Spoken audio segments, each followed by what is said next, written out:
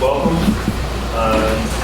to our June 6th bargaining with LCEA and Lake County Schools. Got kind of a light agenda with it being heavy in content once we get past the light, what appears to be light in structure. We've got a lot of new faces, especially on you guys' team. So I think it probably benefit everyone if we go around and introduce ourselves. Start off with you, Guido, and we'll work our way around here. Guido Zamora, HR Director. Okay, I'm Chad Farnsworth, Assistant Superintendent, HR and Employee Relations. Gail Sycamore, Administrative Assistant to PIM. Tessa Clark, LCEA Board Member. Deanne Clemens, LCEA Board Member. Patrick Kelly, LCEA. Jamie Burnett, LCEA. Liz Schlatter, Board Member. Kathy Smith, LCEA President. Angela Dawson, Board Education Association. Kirsten Olson, LCEA Board. Linda Shepherd Miller, Lake County. Julie Robinson Luau, Lake County. Jake Stein, Lake County. Jamie Sonora, Lake County. Scott Ward, Chief Financial Officer. And Elizabeth is coming in like 2 minutes, so. Gotcha. Jeff Williams will be with us after lunch. He's one of our team members, and also Dorinda had to go check on her summer school over at Fruitland Park, so she'll be here shortly after a while. Yeah, they pool some of the summer schools by region, I think, or different ways of doing it. So we're lucky to have Mr. Ward here with us today. We'd like to start off with compensation. We have a proposal that we'd like to present for compensation. After we do that, because it's been a lot, right? Because compensation is fairly complex for the folks that have sat through the last few years and following all of the different statutes and rules that they put in place for us. It's been quite an adventure. So if you have any questions whatsoever about what you see or why something is the way it is, please feel free to ask questions or... Okay, wait. Unless you went too far on the wall. Do you want to... You want to switch it to... Or is that going to shut everything down? I just moved. All right. You probably... And Scott, is that you on the screen? Yes. Okay. Chad, if you don't mind, I'd like to make a statement. Sure. Before we start, if Go that's ahead. okay. It's a little long, but not too bad. Okay. Okay. LCEA is the bargaining unit for educators in Lake County. We care about student success, our profession, and our community. Lake County students deserve a world-class public education with high-quality instruction. With historic state and federal investments in public education, Lake County has the resources to attract high-quality educators and retain those high-quality educators. Even though there are some 20-plus laws legislators have passed that dictate our educators may be paid, significant improvements in compensation and working conditions are not only feasible, but necessary to provide a high-quality instruction for our students and what they deserve. Challenging times can be a catalyst for creative solutions and involving stakeholders. Input allows for the best outcomes. LCEA recognizes the importance of having all stakeholders' voices heard and the importance of working together to find solutions. We have shared with the district and the public the importance of having educator voices at the decision-making table. LCEA has requested on several occasions to be included on committees with Lake County schools and have asked for full disclosure. Although we have seen improvements in communication and involvement of educator voices, true involvement and disclosure has not taken place. Including educator voices in decision-making is a major focus of our bargaining proposal this year. However, it just so happens that in a few minutes, we're making our bargaining, but in a few minutes, the school board workshop discussing student progression plan is going to take place. This plan is being presented without input from instructional staff. LCEA was able to have an educator speak during public input at the school board workshop, but it is not the same as including educators in the process. One proposed item being discussed is of student grades. Many teachers reach out to LCEA leadership about grades, especially at the end of each 9 weeks. Educators recognize the need to provide students with every opportunity to be successful and the need to give grace, but they also recognize the need to hold high expectations for all students and the value of accountability for students. Since the induction of new leadership, LCEA has worked very hard to be inclusive and thorough in its work and representation of educator voices. Our bargaining committee consists of educators from all grade levels, every instructional area, and diverse backgrounds. We have also worked very hard to include as many educator voices as possible in the proposed contract language. Nearly 1,000 educators shared their ideas through bargaining surveys, committee conversations, and worksite conversations. LCEA Bargaining Committee took those responses and compiled a list of priorities. Some of the proposed language changes are straightforward and clear, and some may take a deeper dive to understand the nuances and complexity of teachers' working conditions and professional concerns. Regardless of the item proposed, we hope you will understand why teachers are so deserving of these changes. Our educators want Lake County schools to hear their concerns and understand their needs. They deserve understanding, respect, dignity, and time. The best way you can show educators you truly understand them and their profession is by improving their compensation and working conditions. If given time and respect, teachers will continue to prove they can not only do the job, but they will be able to provide the world-class education our students deserve. Many of these changes are long overdue. It is time for the contract to be updated and followed by every administrator. It is time instructional staff to be treated as they should be treated. It is time to acknowledge educators know and understand their curriculum. Educators also welcome new ideas and instructional support. They welcome working together with other educators, parents, and the community to provide the best education possible for their students. We can do all of these things by involving educator voices, embracing diversity and different perspectives, and by supporting autonomy and educator professionalism in the classroom. Let's work together to build the school district our community deserves. Can you give me a little more detail on there not being true disclosure, or, I'll cruise along with you through a lot of that, but then the true disclosure, and I feel like we disclosed pretty well to you guys, and I don't know. We have them, and that's why, the little barb there didn't make a whole lot of sense to me. And that's why we did say that yes, it's much better than what has ever had, and it's wonderful. But there are still a few places, like for example, the student progression plan, we were not involved in, and there's some items on the student progression plan that we feel like maybe not necessarily bargaining per se, but yet there should be some educator voices in the fact of what's happening, like for example, the grades. Okay. And we've been dealing with bargaining and doing that, and so there's been a few people that have looked at the student progression plan, and there are some ideas we have on that also. But again, we were not even asked as to anything about the plan and what was happening with it. So I think a normal process would be, and I forgive the overlap, right? Because I think we put this on the calendar before that was. Correct. But do you guys have somebody over there? Yes. That's discussing that? Well, they're making a statement, yes, and bringing up a couple items and a couple things. Okay, and I think that's the appropriate course, right? Because it's a workshop, you don't bargain people progression, and you don't bargain code of conduct. So that opportunity exists, correct?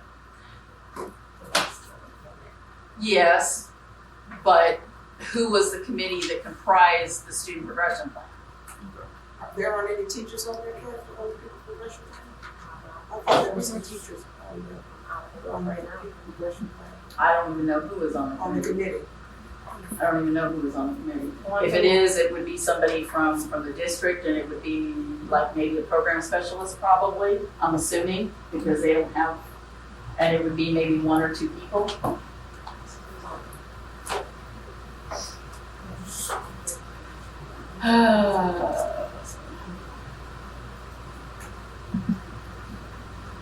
On it, Kendra Abner, Cheryl Bishop, Jacqueline Riley, Francis Sellis, Amy Cockcroft, Melissa Desjardins, Sabrina Dillon Banks, Renee Dudley, Seth Edwards, Emily Feltner, Robert Feltner, Melissa Lightford, Letitia Hoggrove, Monica Height, Christine Landry, Stephanie Mayuski, Dorinda McKinney, Paul Miller, Katie Pearson, Megan Randolph, William Roberts, Julie Llewellyn, Robinson Llewellyn, Julie Summerlin, Dwayne Weeks, Paula Wicker, Elizabeth West.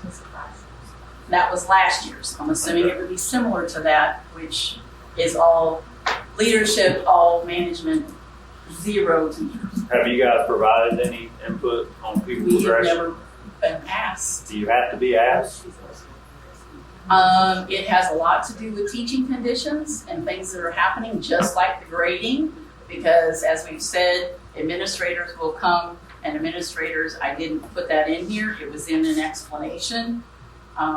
But for example, administrators have told teachers to give a student a grade because they had 0s, give them 59s, change a grade, do this, do that. And again, teachers feel like, as I said, they do have high expectations for their students. Usually, the teacher has asked on many occasions as to why didn't you turn that assignment in? This year has been very difficult because of all the absences. There have been even a couple of seniors that teachers have been asked to literally give a grade for.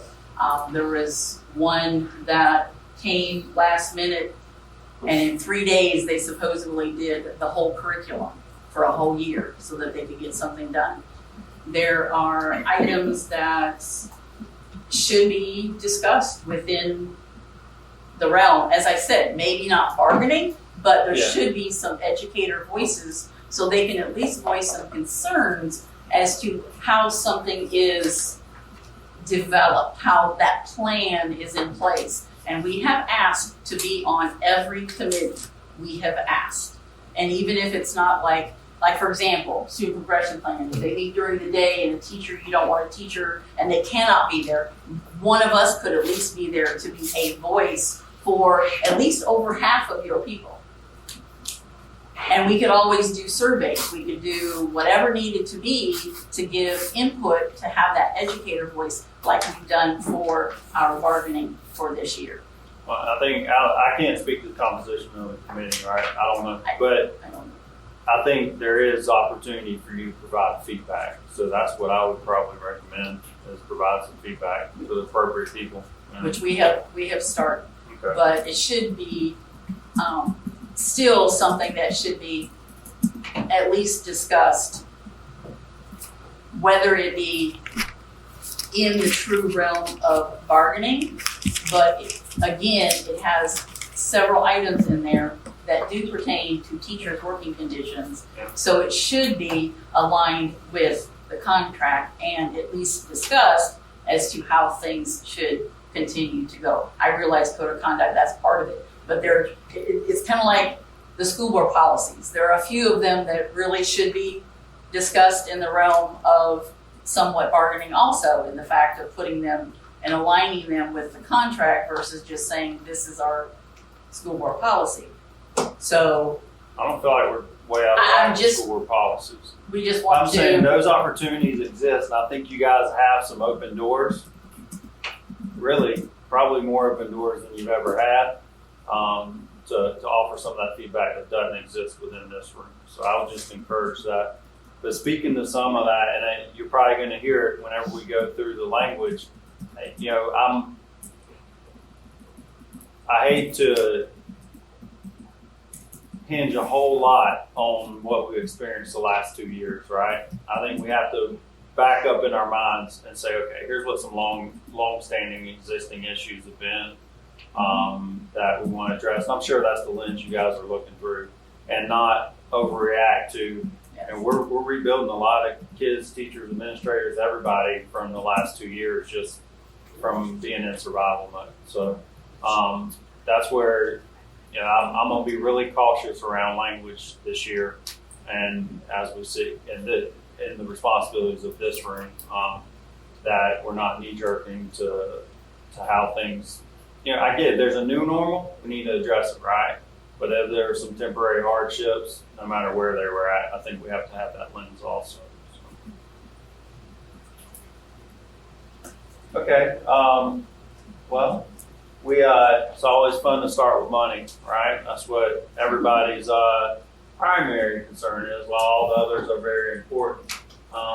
So we're lucky to have Mr. Ward here with us today to talk about, you know, what exactly we can do.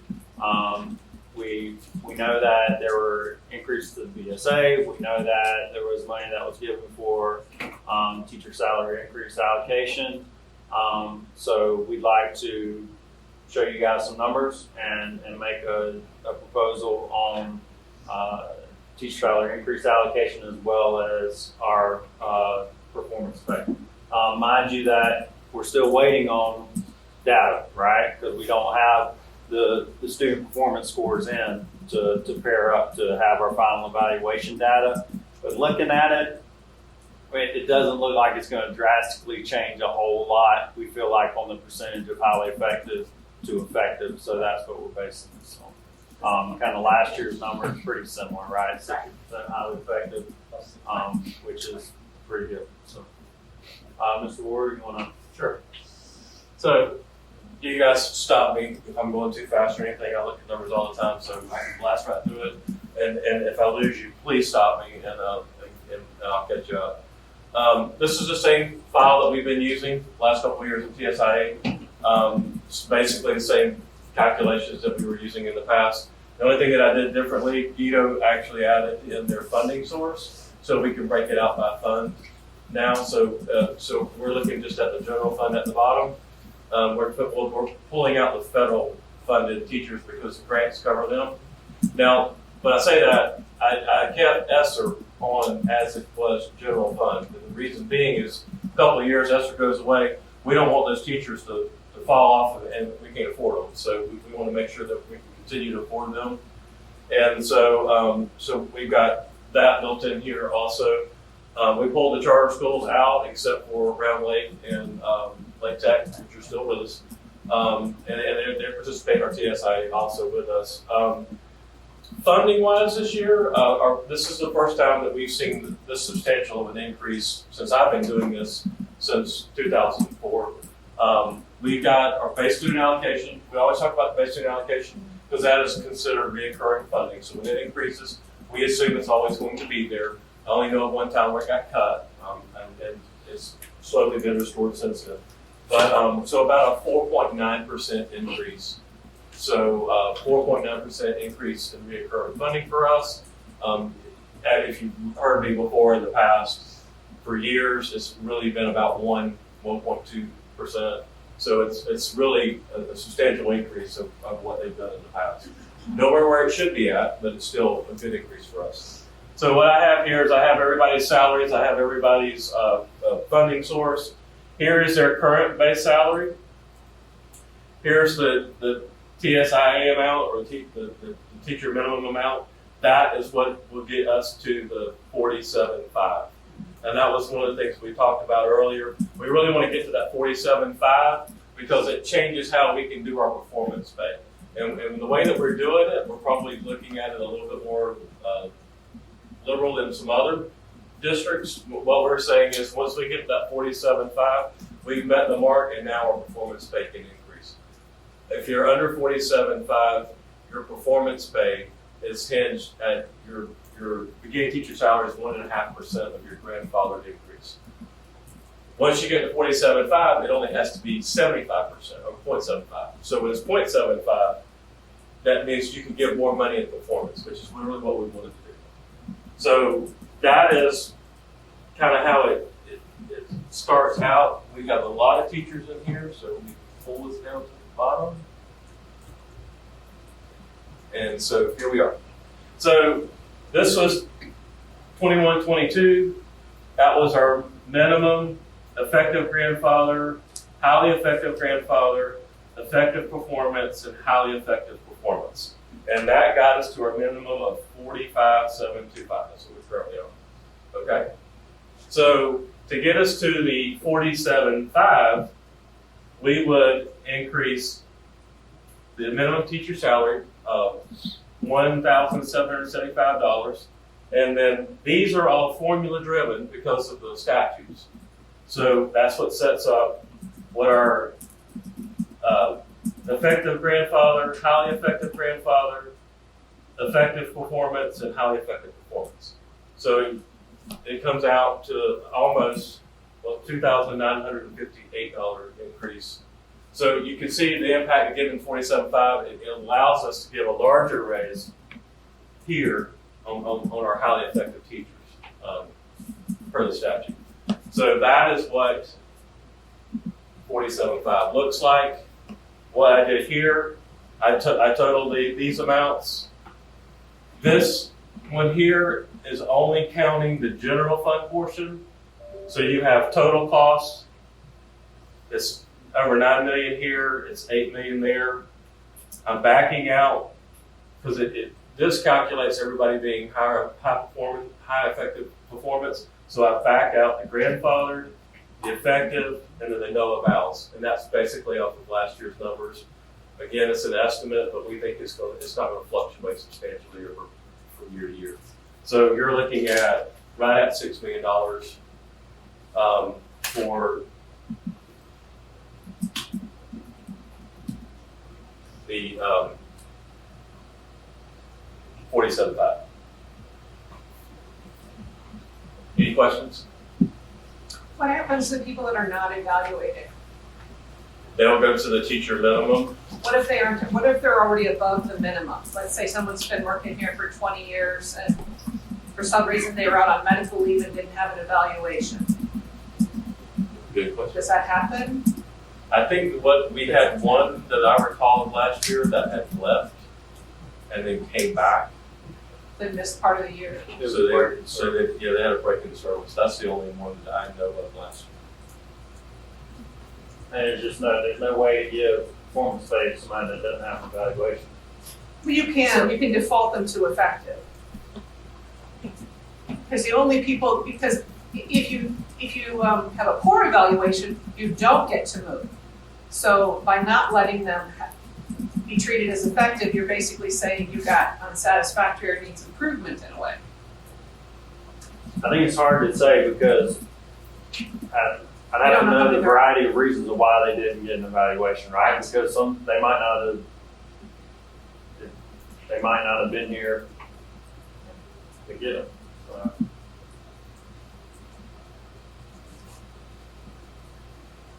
I'm trying to think of somebody, because I swear there was somebody last year, there was somebody that didn't get evaluation, didn't have an evaluation for whatever reason, and so they didn't get any type of raise, and I'm trying to come up with. I think that was a break in service for that. I think that was the same case that I was referring to. Because I remember you had reached out and had asked about it, and they had a break in service. I can speak to the ones that we currently have. And when I started with my analysts looking at all those, the grand majority of them break in service, they have resigned, retired early, or they were on a particular leave. So they couldn't complete their evaluation because they were on a particular sick bank, maternity leave, or something like that. So therefore they do not get a completed evaluation. Okay, so a break in service, let's say for, somebody on grandfather decides to go, let's say, back to AC. So that considers them a break in service, so then therefore they had an evaluation, but yet the break in service causes them to not have one? Is that? No, they have an evaluation, but now they're instructional probationary first year, so therefore they don't qualify because they broke service to go on the new contract, which they got their increase on the new contract. So you have people that will go 22 plus and they will get $4,000 to $7,000 raise because they went to the new contract. And we've swallowed up some of that compression because it keeps reducing the number that can leave and come back and see a drastic increase. But you got to keep in mind, if they're leaving and coming back, they're getting a bump because if not, they wouldn't do it. So chances are, if they're leaving and coming back, they might see a $1,200 increase due to their action of leaving and coming back. So I have an example from East Retirement. She resigned to be hired back, and now she's getting a raise. And I had a conversation with that teacher, and she understood all. I discussed all that, but she still wanted to move forward because she wanted to put a lump on the new contract. on the end. And I understand that. And as long as they're understanding of that situation, but many of them are not. And I guess that's where If- the communication is. Well, I will speak to this. Every person that has come through HR, all my HR specialists have given instructions, they must contact me because I am calling those personally. They're receiving emails from me with Q&A, a table explaining the difference of what would happen, and I always guide them to please discuss with benefits and retirement to make sure how this affects you. And I tell them, I don't want you making the decision now. I always prolong it because I need them to think through it, make sure that they understand. Right. Okay. Because it's a big decision. It is. It's becoming it's a little less impactful than it was before for them to do it. Well, yeah, because this would, what, was it year 17, am I right? It used to be those numbers in that mid-teens that it was a sweet spot, but some of that. Right, and what I'm saying is like to get up to the 47,750, it is now up to year 17, correct? On the. So you get the 47.7. Yeah, that swallows up all the way to Is that correct? 17. 17? The numbers are a little bit small, but the number, the amount of money, it looks like it's 111,000 for that you've taken out for those people that, I can't tell if it's got decimals or if that's a millions. There. So really, we're talking $111,000, like 90 people.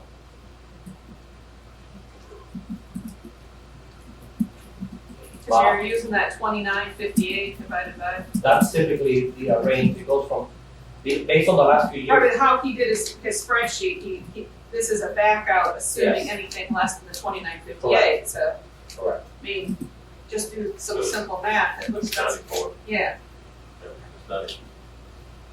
That's typically an average count. But that may be people that are brand new teachers and they get a ballot, maybe. Right, brand new I get. Yep. I'm just thinking of somebody that's, been here, that's higher up on the scale, but maybe missed part of the year due to a medical issue. How should they be treated? By not giving them the increase that you give effective, you're effectively treating them like it needs improvement. Just saying.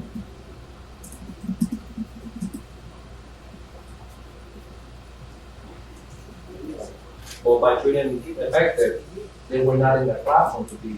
Well, I considered understand, effective. but I mean, when you're talking about lifetime earnings, the only movement that you get anymore is because you have performance. That, basically the structures are completely destroyed. It's not like you're year 18 and move to year 19 and you get an increase. The only increase in this schedule is due to performance or because the base moved. So let's break it down differently. What if $500 of this was a COLA? Then that other person that didn't get an evaluation would still get the COLA, the cost of living increase. You're basically saying somebody, because they were out sick, doesn't get a raise. And is there a way to quantify those 94 people and say, how many people do we have in any given year? It's got to be a handful, just a few, that for some reason an evaluation, and maybe there's good reasons for treating them ineffective, or maybe there's reasons to say no, but should be explored. I can look at those numbers. Out of the 90 people, I can say that a high percentage of those have a break. They have to sign and seek employment elsewhere. There might be some of those 90 that are sick bank or some of that. Right. I think those are the ones that we would be worried about. Okay. If you leave and then you come back because the grass was not greener, sorry about your luck. So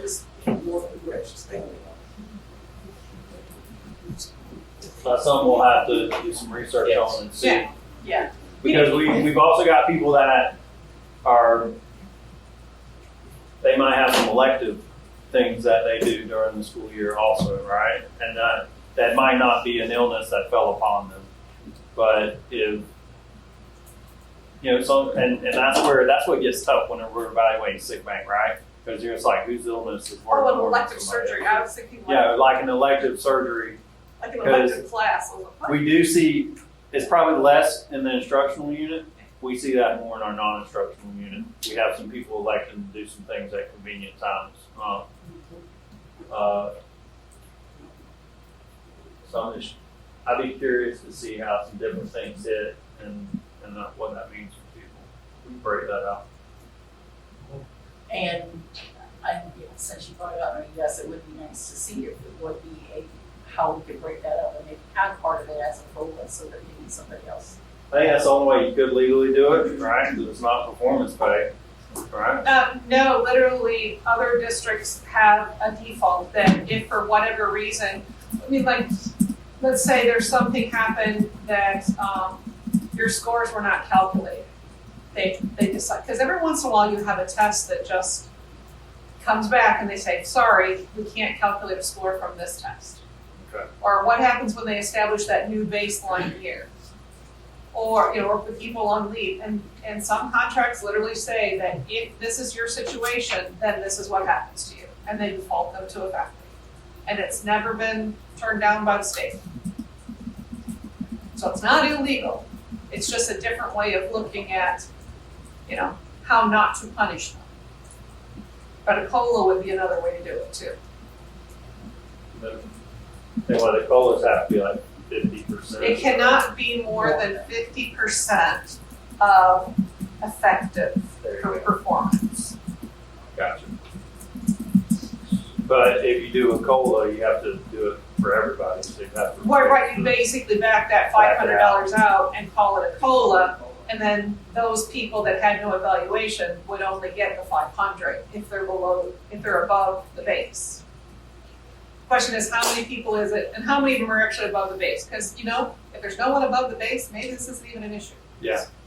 Basically, you're talking about those that were either on sick leave or left leave, not those that chose to find green pastures. Yeah, I'm not worried about people Yeah, that skipped out. We probably figure something out. Yeah, it's just something, just wondered how they were treated, just to make sure I understood. That's a small number. Okay. Well, like I said, we're going to make an offer today, so we wanted to be able to do that. If you look down here, I calculated the percentage.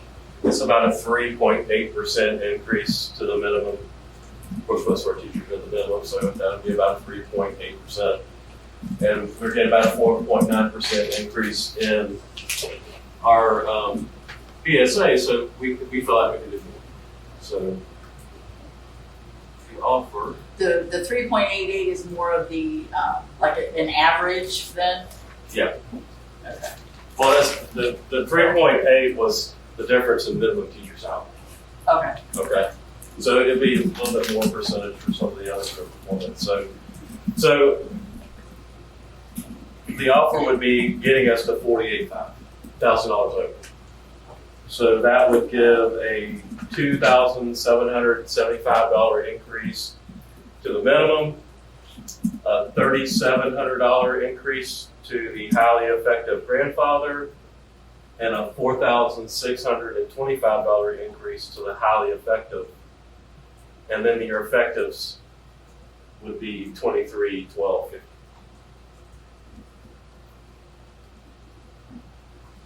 And that will be a little over 6% raise to the minimum teacher salary.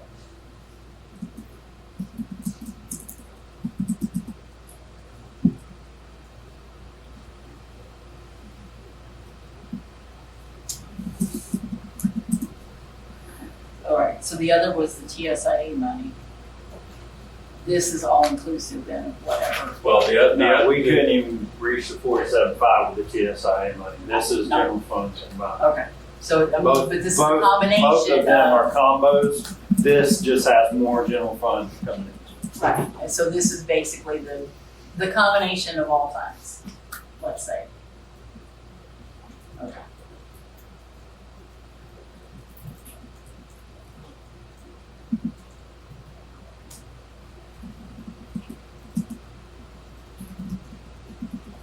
and just, we know you guys have to explain just like we do why that minimum has to come up so we can get more to the other spots. So that's, and then part of that's attracting hopefully worthwhile colleagues for our existing people too.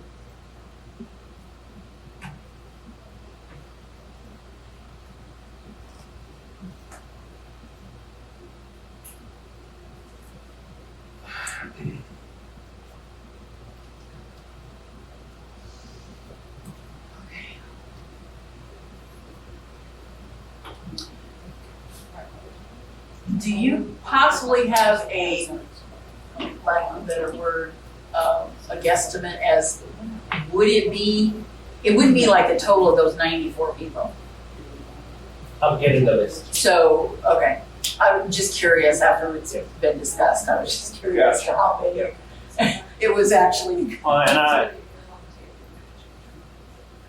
Graham, we need to look at it, right? But if it's for one person, you know what I mean, it's kind of like, what do we do? Correct, and most of them, I'm assuming, would be ones that they were only out for a part of the time, and so they would still have an evaluation. So, you know, for example, maternity. Well, maternity is the one that came to my mind. I'm sitting here I mean- thinking, I wonder how that looks, right? I'm assuming most of them, you know, come back after 2 months or so, whatever, so they would still have an evaluation, but not always. Not Okay, always. see, I would, I have some that I saw myself that would start the year, October go on maternity, supposed to return in March, April, and decide to stay for the rest of the decide year. to stay.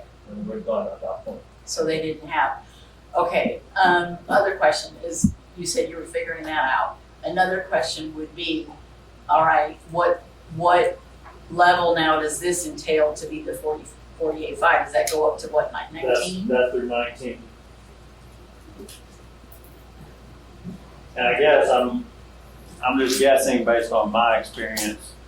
When my wife had our children, I would have been in that minimum group. So I imagine maternity is probably not a big impact on Well, them. if they were 22 when they started at 19 years, it'd be 41 having, you know, that might be a final child There possibly. might be a oops in there somewhere, right? Yeah, so there's possible, but it's not your prime years that people would do that. Is this the only scale you have?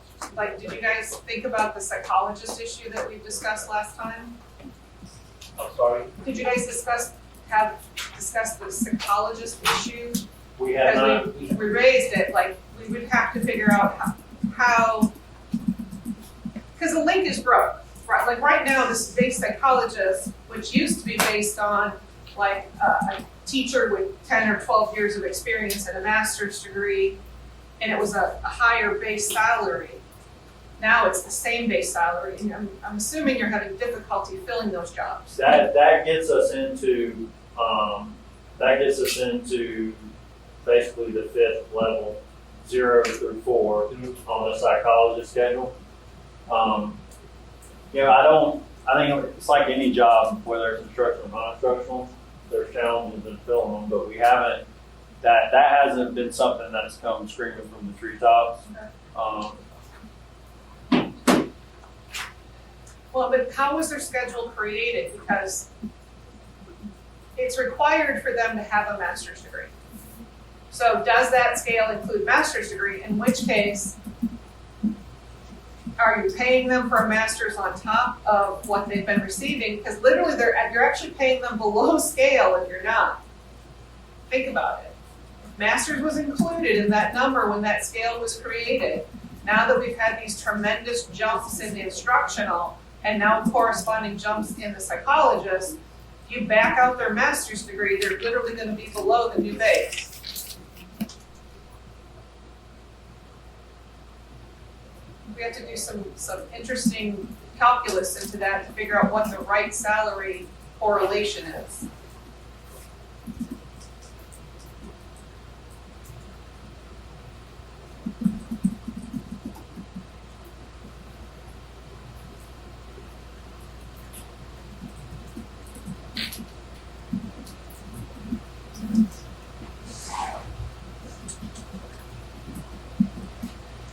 So I'm assuming none of you were here the last time the psychologist scale got touched, so nobody really knows how it was created.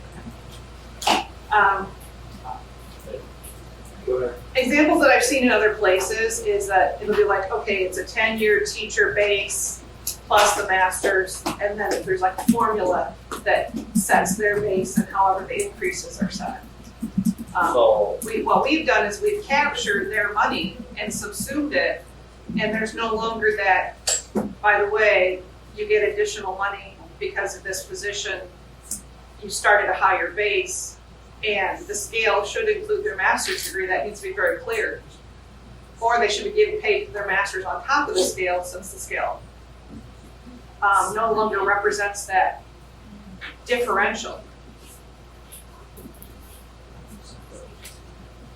Do we need to go back through like old contracts to find it, or? We can make an attempt. Pardon? We can make an attempt to see where it was Well, I at. think if we go back 5 years, we'll at least be able to see the difference between the two. Maybe you can see where the line became.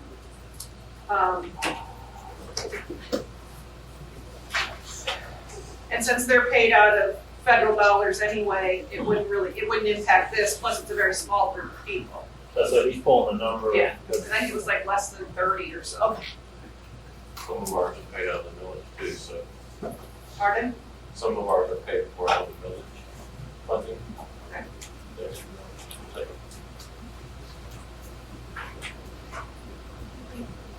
But this proposal doesn't address that situation. It does not, Okay. but that's something we could probably look at that.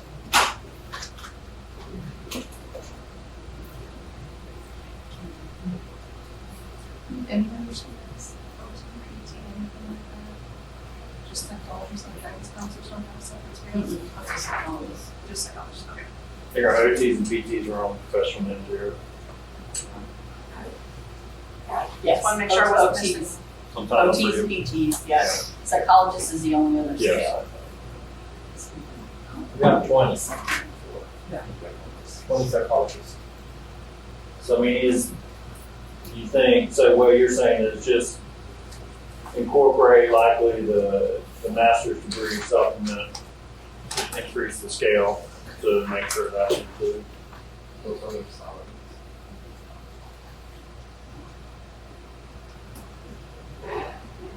A lot of them already, A lot of them already what? on the upper side of the scale. Understand. A lot of them already on the upper side of the scale, Okay. as it stands. What I'm seeing in other places, I don't know if this is happening here, but because of the rate of pay for the psychologist, because it's been overlooked in other places too, you end up doing a lot of that hiring subcontracting people and hiring people that, and those folks are then making $100,000 a year. It's very hard to ever get them to come back and take the job in the school again. And I'm not sure if we have any of those, so Right. that I do not know. Most of them, I'd say it's like 95% of them are past that 10. Yes. So what did they get last year when we didn't pay for performance? Because Same. do they have an evaluation where they can be highly effective? Yeah, our psychologist, yeah, it's in our Yeah. team. Yeah, It's not team, it's a, SSP. yeah, they, Student service, we have a different Yes, framework for there's a them. different, yeah. But they have an evaluation which they also get highly effective and Okay. we can improve them now. As long as it's Yes. possible. Yes. It's not possible in Denver district.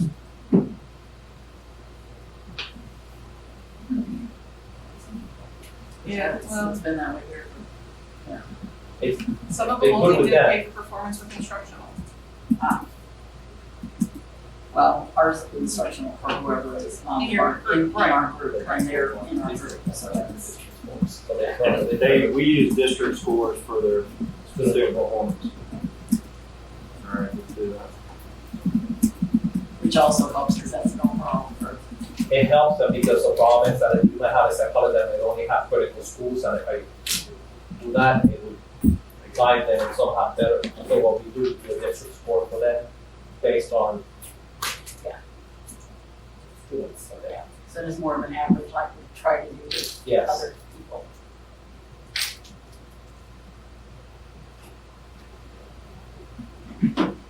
You said compression was 0 through 19? Yes. Yes.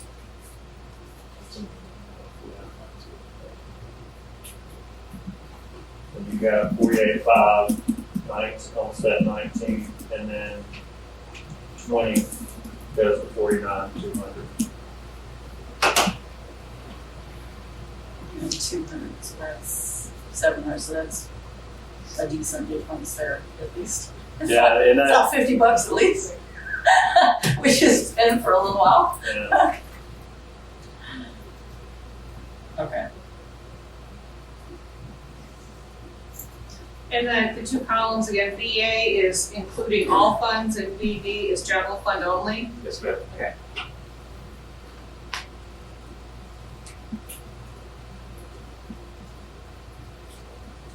It'll have ESSER fund also. Right.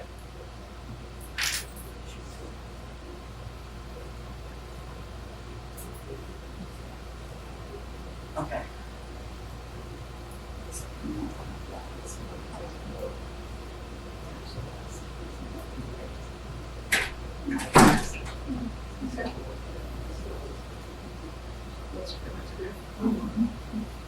Should we add some about that's great.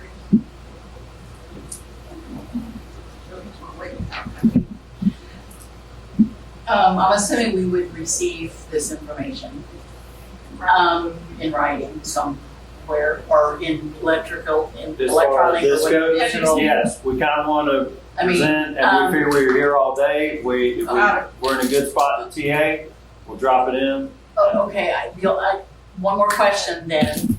Since on our instructional scale, let's call it, it has, on the side, it has the advanced degrees, the formula, the amounts Yes. are, and I guess the question is, can we improve those? And at the same time, do we want to keep that on there, or do we want to put those in with the supplements since we are changing and possibly doing something with the supplement differential pay stuff? I prefer to leave them where they're at. So I think that's what you see in most districts anyway. And when people want to look at salaries, they want to know what they're going to get for them. I can tell you, and going up, we kind of dumped all our eggs into this basket. Into that? Yes. And where I'm a little fearful with that too is, you've got an interesting legislation. I hate that legislation. I'll just say it. They put it in statute that around the master's degree. Master's degree. And I think I'd rather get the money to those folks. I do hear that often for the few that are impacted negatively by that statute. So we kind of put all our eggs in this basket. So I would not be proposing any increase to those different. Okay.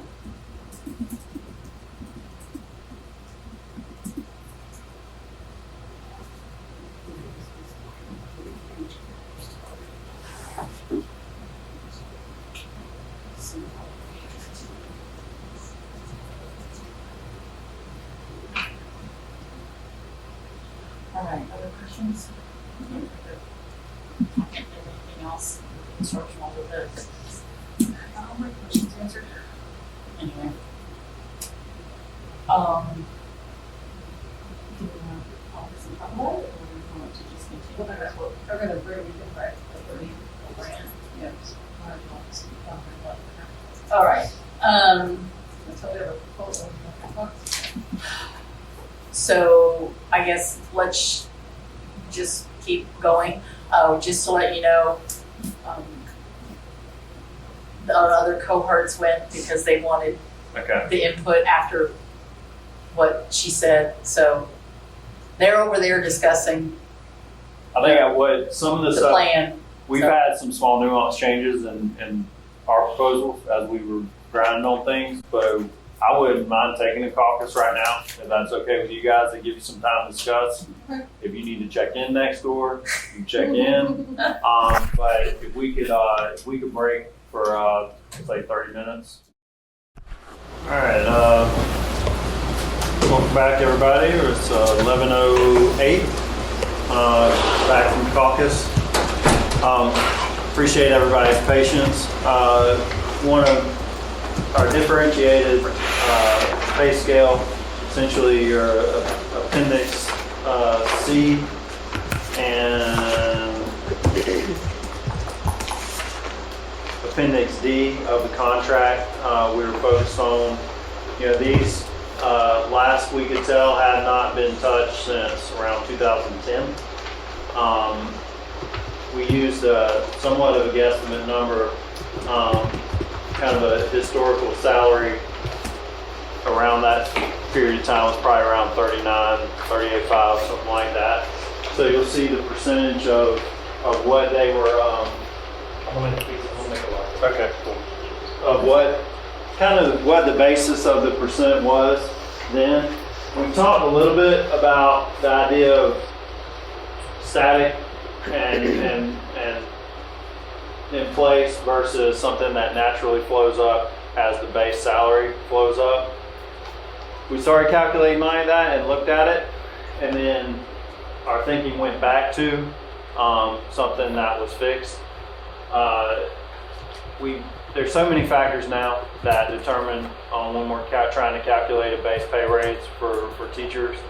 We almost didn't want to attach another guaranteed caveat that would hold those raise numbers down for people that don't necessarily coach. We just didn't want to add another nuance to it. So what we wound up coming up with was a proposal that gave a 15% increase to our differentiated pay positions. And you can see some of the impacts is broken out the same as 0 to 3 years, 4 to 7 years, and the 8+ years. So that honors some time served. And then as we scroll down, there's some things that are a little different. The lines 54 and 55 that you see there are, we've had the option, we MOU'd 3 options for girls athletics because our Title IX numbers need to be improved. So your high schools this year will be selecting, just to remind people, from flag football, girls wrestling, or the beach volleyball.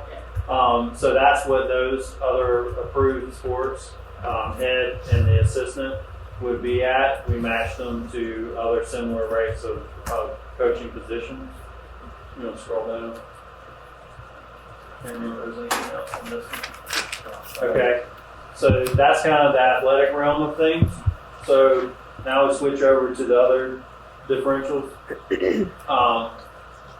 We looked at some things that we had an obsolete on there of the student council for ESE. No one has had that or has used it. So what we did was replace it with robotics, which everyone is participating in with robotics. And then if you scroll down, at the middle school level, they don't do high Q anymore. And we didn't find much evidence of that either.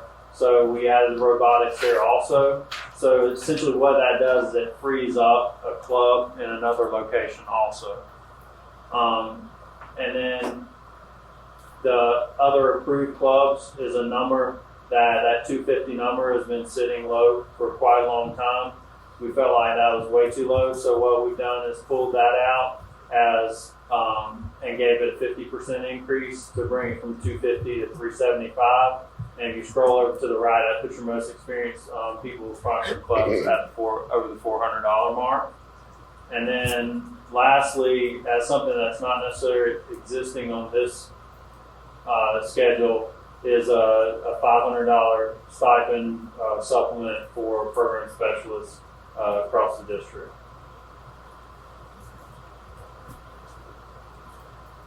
So I know that's a lot at once. And the idea behind that was the board would like program specialists to be honored for their expertise, and that's where that sentiment came.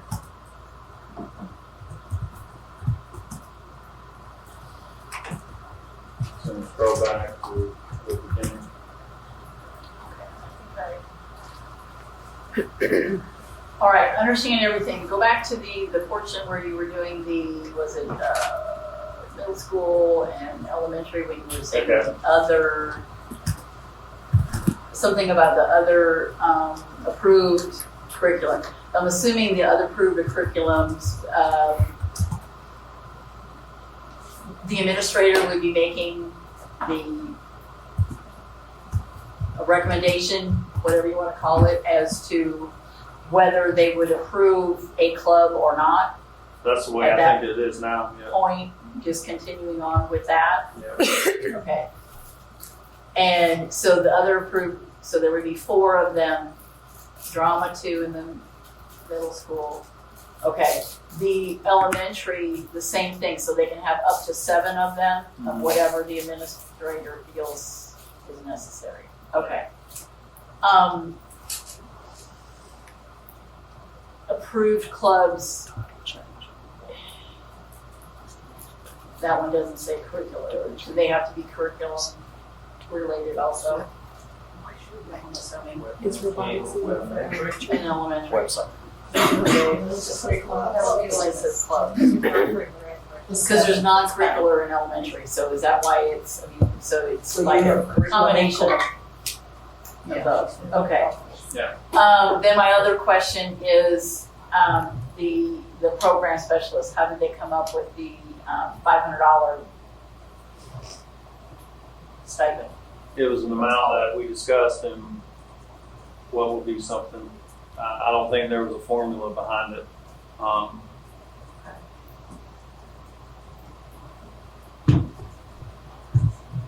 Okay. All right.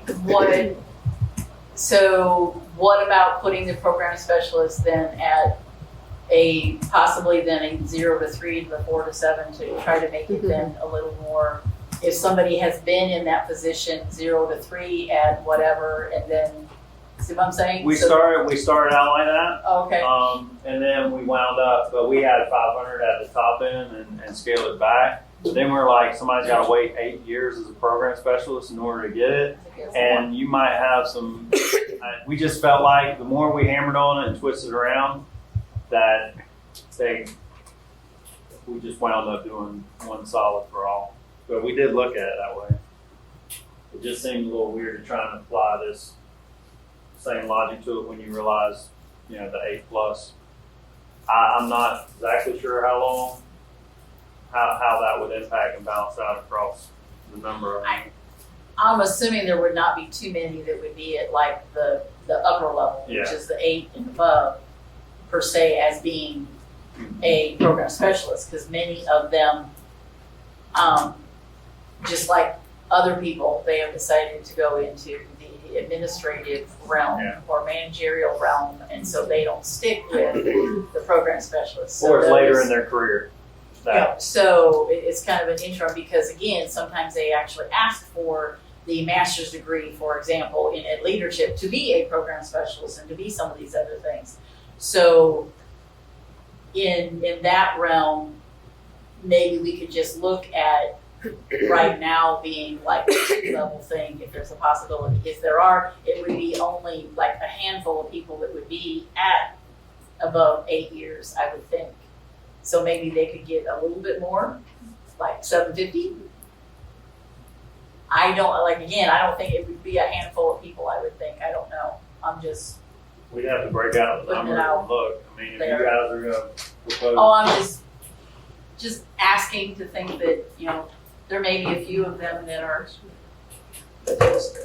up there, and if someone's, at 1 to 2 years, they get $500, they get somebody that's been there 10, 15 years, possibly as a program specialist, they still get the same amount. It's kind of like saying, same thing with teachers. It's like, okay, I'm going to be a 19-year teacher now, and I'm going to be making the same amount as, yes, I finally get a raise, but now I'm making the same amount as somebody else coming in.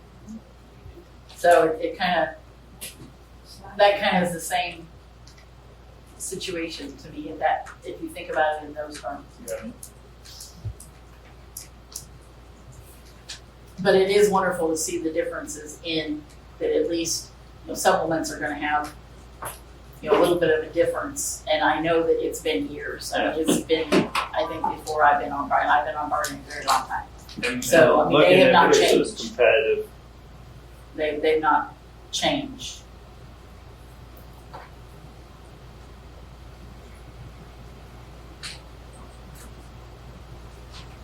Any other questions or comments on differentiate? No, I think the only one,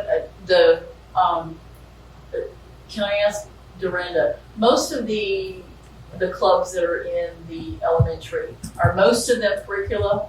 I mean, I know like, music has theirs, but that's still considered curriculum. But, so most of them are curriculum based? Okay, I was just curious because it still didn't, we didn't have the curriculum. A few years I was- back, it was at 5, and I think we went to 7. Probably the last full book, I guess. Okay, now then with the other ones, I'm assuming then like, student councils there, honor society, things like that. What about like in the high school, middle school, things like that? What if they have others that are still aligned with curriculum, yet not necessarily, like an honor society or so forth, like a key club or a beta club or other, are those still considered under the approved curricula? But Key Club, I know Kiwanis only pays that supplement. That would be under vocational. What? For Key Club? Oh, no, I don't know, like Kiwanis. I was just curious because sometimes, like if a teacher goes in and says that they want, I would really like to do whatever, if we could somehow align it to something, for example, then it could still be considered as a club. So, Tessa, would you like to make a comment on? Sure, I'm the Key Club sponsor for Leesburg High School, and I work for free. I don't receive any pay from Kiwanis. We have students, I have over 70 students in there with service learning projects that goes towards bright futures. So all my work is pro bono. And I get denied because it's whoever determines what's curricular, what's non-curricular, we have to send all these club approvals. Whatever that rubric is, my club gets denied and same with Beta, as being non-curricular. Whereas when I had to submit for grants for my kids to go to a conference, I had to pull CPOM standards where the leadership standards align to Key Club and Beta. So in my book, that would be curricular, but whoever approves at the district. No, it's a school-based decision. Well, it goes to the district. Yeah, but they to decide which ones. It goes to me. Yeah, so But it's a picked- site-based decision. Other schools do pay Key Club as one of their clubs. You're allowed 4 curricular and 4 not curricular, and it's a site-based decision as to who gets paid and who doesn't. So that would be based. They're both international recognized organizations. So I can just take, for me, if the clubs are for the betterment of the students, the first 8 that come in are who get it in, who does their constitutions, all of that stuff. That's how I make the decision. It's the first 8 that are submitted, and they just go, and I submit those again as the 8.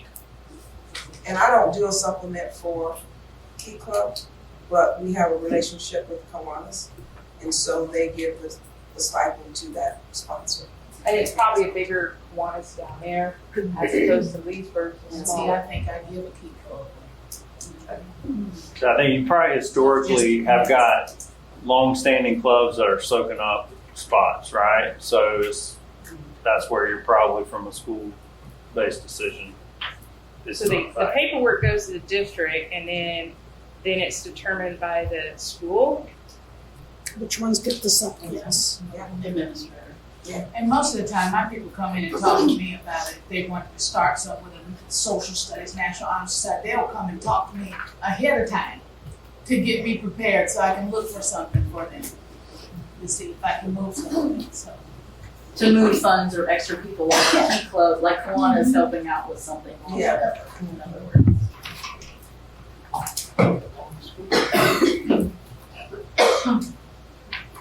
I got a teacher wanted to start a gaming or Why guitar, is- yeah. guitar club, for an example. She has a guitar club they need, but there's no supplement for that. Right. But And it's counted as non-curricular. I mean, she didn't make the cut because she didn't start until thought about the guitar club until it was late.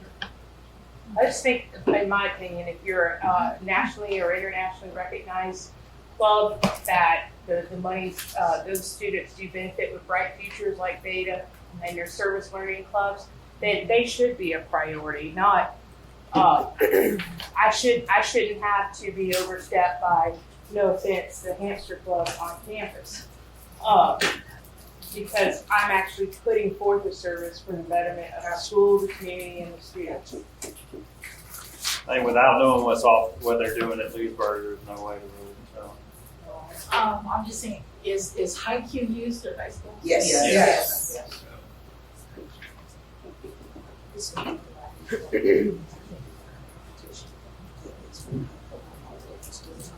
Is elementary in there for robotics? Or just middle school, high school? It's an activity in middle school and high school. Elementary school doesn't have activities, so it would be But- one of their clubs. So they're only gonna make $250. They raised it up. No, Well, I know, Since but we're if talking about raised about 50%. differentials, I don't think we have any other per se questions, Okay. involving that. I have one. I have one first.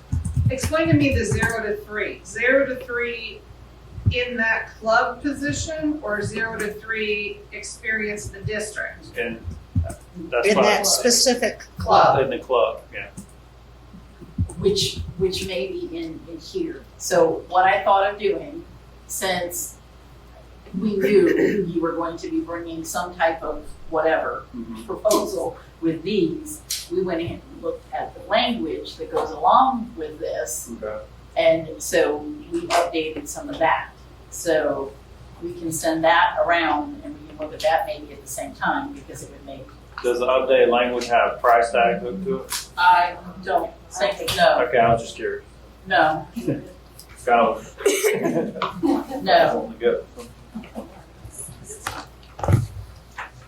It's just updating some of the language, it's very easy, it should, there's like 2 things in this language. Just because it needed to be, as I said, updated before. Oh, the other piece in here is full disclosure, haven't had time to meet with Mr. Weeks on the TechCom section of it. Because we know TechCon. that's a different world I knew from that. where we're at now, so that's something that's forthcoming. That's the part we have not looked at. Okay, Oh, sorry. all right, that works.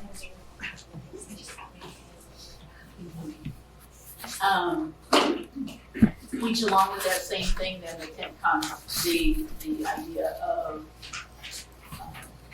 mentoring or any of those other ideas, the team expert, all those things, so hasn't been looked at either then. So is that something that we would not be looking at, or only the TechCon portion? The TechCom portion, looking at the structure of it and what exactly that means, because they're going through an overhaul of how they're going to manage that I'm not super familiar with yet, on how they're managing Chromebooks and things like that. I think it's back when we had fields of computer labs that people were servicing and had folks running all over the place. So we've just got to shift. So from a money standpoint, we haven't even reached the TechCon thing yet. Yeah. Language or money. Okay.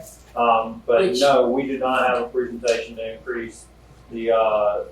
Well, if they call them the expert leadership opportunities is what I guess it's called. I'm just looking at it now, it's on 87, but like the team expert, the mentor, there is a portion there that talks about the chairs, and then the technology, before and after school supervision, science fairs, the stipend rate, those things which we kind of looked at before.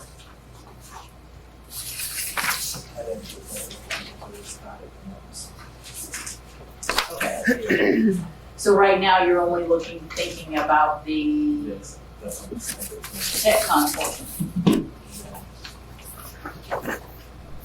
Hang on, give me 1 second.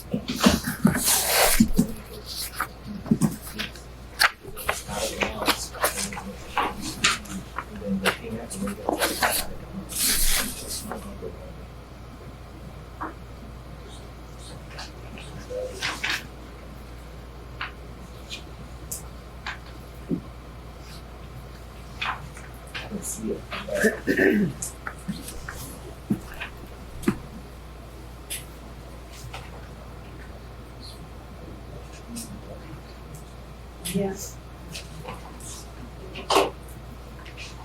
Okay.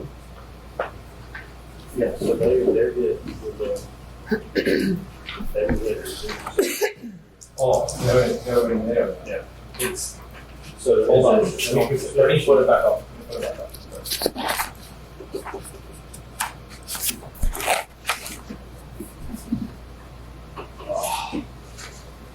There it is. So the differential.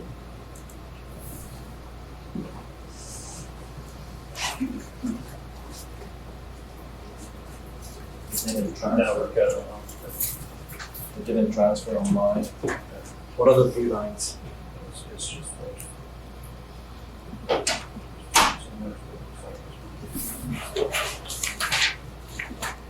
I apologize, it didn't transfer when I moved it to the. So we have those, they're supposed to be embedded into this, So is his the preferred language? under the all grade level department Usually we chairperson, just team do leader, and leadership superintendent opportunity. slash Okay. So that, You had Team X, yeah, and that I was can 400, yeah, and those should have increased by 50. I could do a search for and superintendent site-based. and his. There.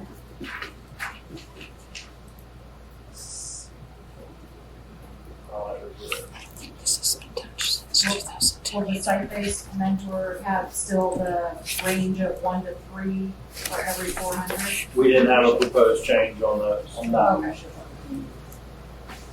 That was the amount of the supplement, it's supposed to be embedded here. And that would be the 15% increase, which would be that. No, it isn't ready. Oh, no, No, they're not. That's not a change. That's not a change, The that's rest of them, my bad. Okay.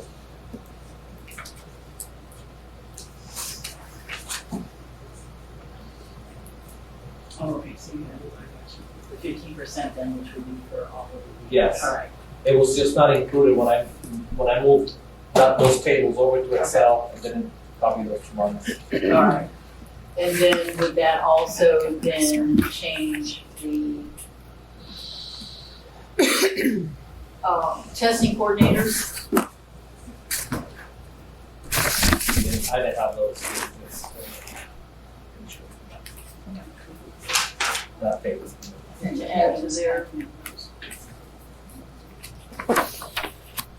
Because that's the other one that I see that's We didn't technology you're working on, the testing coordinators, before after school supervision, science fair. And I think we already did the other one said before, because we added the in-service money and the stipend rate. Yeah, the test coordinator is supposed to be in here also. Okay. Okay. All right.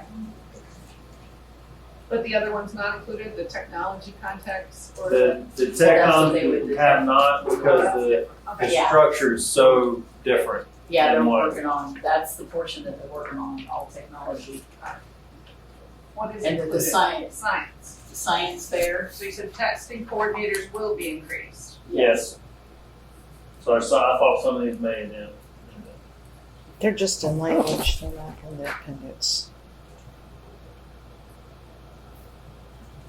And that's why it's like, some of this stuff is kind of hard now. I mean, if it's in one column and one thing in one area in one place, I think it would make more sense if it was just all in one table and one thing, so you don't have to look all over the place. That makes sense. I agree. if we can do that. Incorporate these back. Some of these things, just Yeah. making it easier. What's the last one? Yes. And that's, like something like that. No. Yeah, they're not- This one, this one is. Science fair on base. Like, just like the previous one. Science fair. Science fair. Yeah. Science fair is the increase, yes or no? Well, that's on my page. It would be opposite, yes. Yeah, he's adding those into the. Okay, to and then the in-service you already did, Yeah, and the stipend we did, yeah. Give me a minute, I'm gonna. I'll start before. working on And then speech path would stay, I'm assuming, the Stay the same same, because yes. it's with the CCIMs. Correct. Or CC, SSP. SSP, or CCCs. They're CCC, CCCs. yeah. Oh my gosh. They're CCCs, The C's is what they call them. okay. Answering if I can step back before we dive into the language. Mhm. On the psychologist salary placement schedule, if you take the increase to 48.5 to the 202 calendar that they're on, that basically puts it at 0 through 6 at 49,984.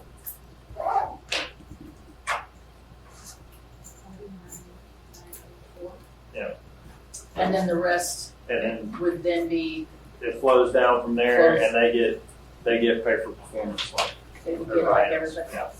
Okay. And does that number, then they also get their master's degree on top of that number? Or did you add the master's first We did before you not add the calculate? master's degree in. So that's the master's is included in that salary. Is or is not? Is, Is. that's part of the salary. That's part. But did you add it to the We did not. 48.5 before you increased it to the 202 days? No. Okay.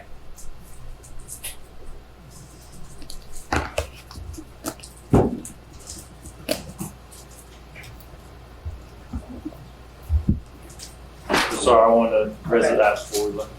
Well, if we're not gonna include their masters in their base pay anymore, you know, just need to sort it out, make sure that they don't commit.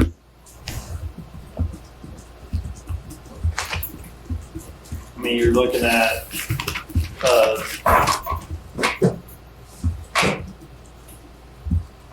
for experience level 20 for instructional, and then experience level at 49,200, and then experience level 20 for psychology, say 61,000. So I mean, I think you've got a difference there, right? That's a pretty significant difference.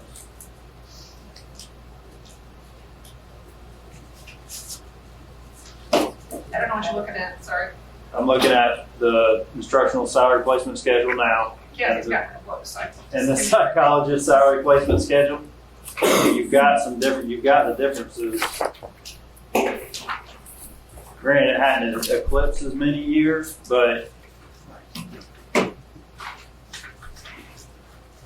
Let's just look at if you look at the base, if their base includes their advanced degree and their extra pay, they're literally getting paid less than the classroom teacher for their daily rate of pay, because this scale didn't keep up over time.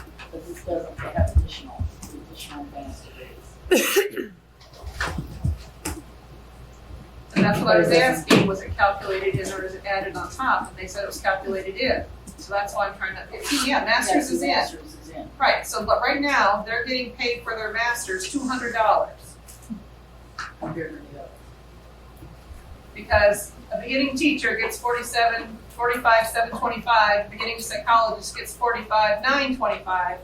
With a master's, they're making $200 more. So their master's has been discounted. what about at the 20-year mark? Well, no, I'm not looking at the 20-year mark, I'm looking at their entry pay. That's where the we're not keeping up with the times. We've kept changing the instructional, but this formula has gotten broken over time. And so they're literally losing money, they're getting a lower daily rate of pay in the beginning of the scale? Or should they have been collapsed too, like ours, 0 to 14, in which case their starting pay would be 54? Yeah, we'll have to come back to it. I mean, if that's what you guys propose, we have to cost it out. So, Well, it's $9,000 times however many psychologists there are. 19 times 9,000, 180 bucks, 180,000. I'm just saying that the compression that happened to the instructional, not that I like it, but if you were gonna reflect it correctly, I'm that going would to keep have stride. looked different on their scale too. Okay.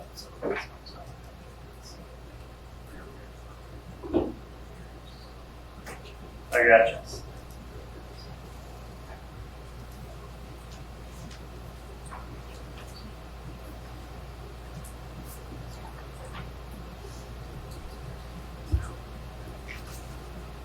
What year did you just take it down to when you said that? I was just looking at your instructional placement that had 0 through 14, and I just went down to step 14. Okay. Or did I read step Yeah. 13? Well, That was 14 is the 55,325.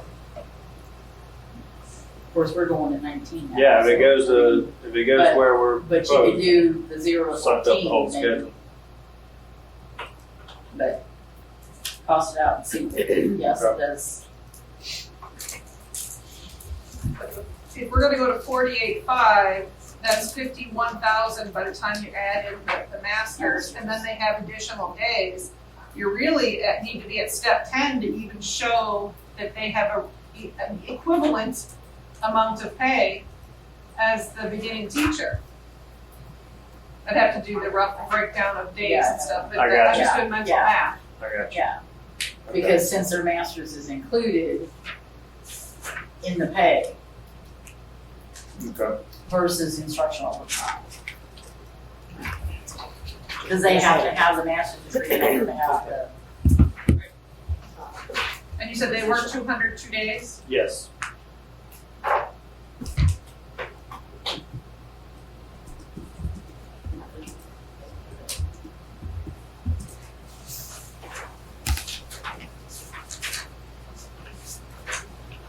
See, if they weren't on a separate scale, if they were all on the instructional scale, and then you had the masters and the additional days, right now, those people would be making 52, 53,000. Because they'd have been compressed up into that bottom range, the 48, and added all those things, they would be higher. I got you.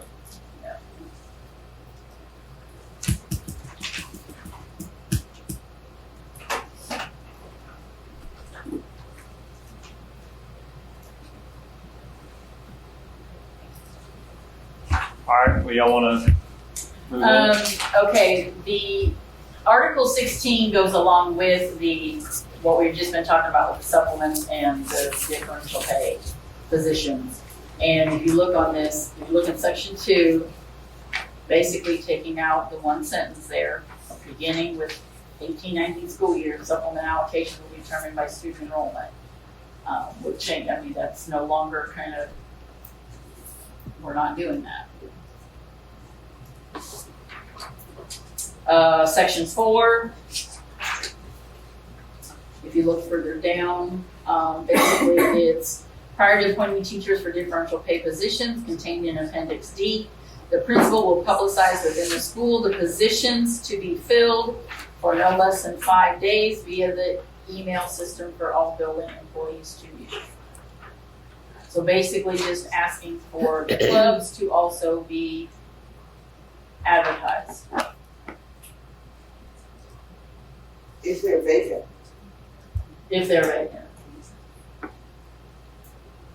So if you don't have any vacancies, there's nothing to advertise. Correct. I mean, if somebody's still gonna be doing it, in other words. Now, you don't have to publicize them all every year, it's just the ones that you deem need to be filled.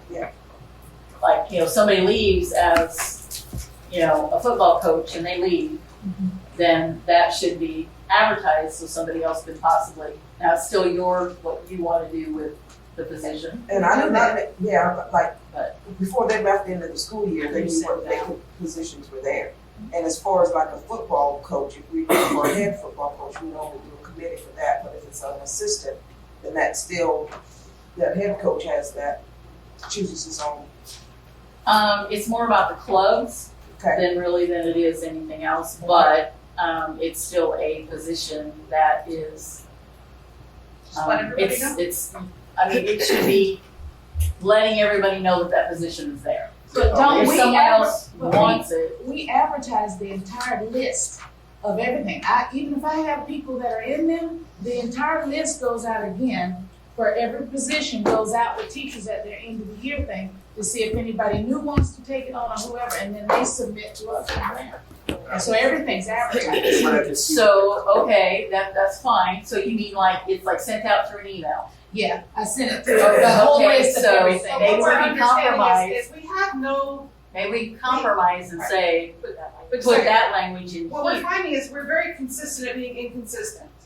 Is that this happens over here and this happens over here, let's just put it down. And if that's the way what you guys wanted, then maybe everybody should be doing that. So I have no problem putting it out in the email system for people to see. Chances are that's happening. I want to know how does the 5 days impact anybody? No, because it's usually. Obviously, based football on coach grant. not a good example because it takes forever to hire one of those. Yeah, it takes, I'm just. So Here would It's just the be the first thing concern came about the clubs, kind of what you guys were just saying. When they're non-instructional or non-curricular clubs, those can be formed at any time. So you really would not be advertising them. You could say, we have 4 vacancies for clubs, but to actually advertise them, that would be a difficult, because they're not set. Okay, and understandable, and I'm fine with that. I mean, but if we can have some consistency as to how they are reported, because again, some coming to us and saying, hey, I didn't know this club was available. Is there, how do they do this?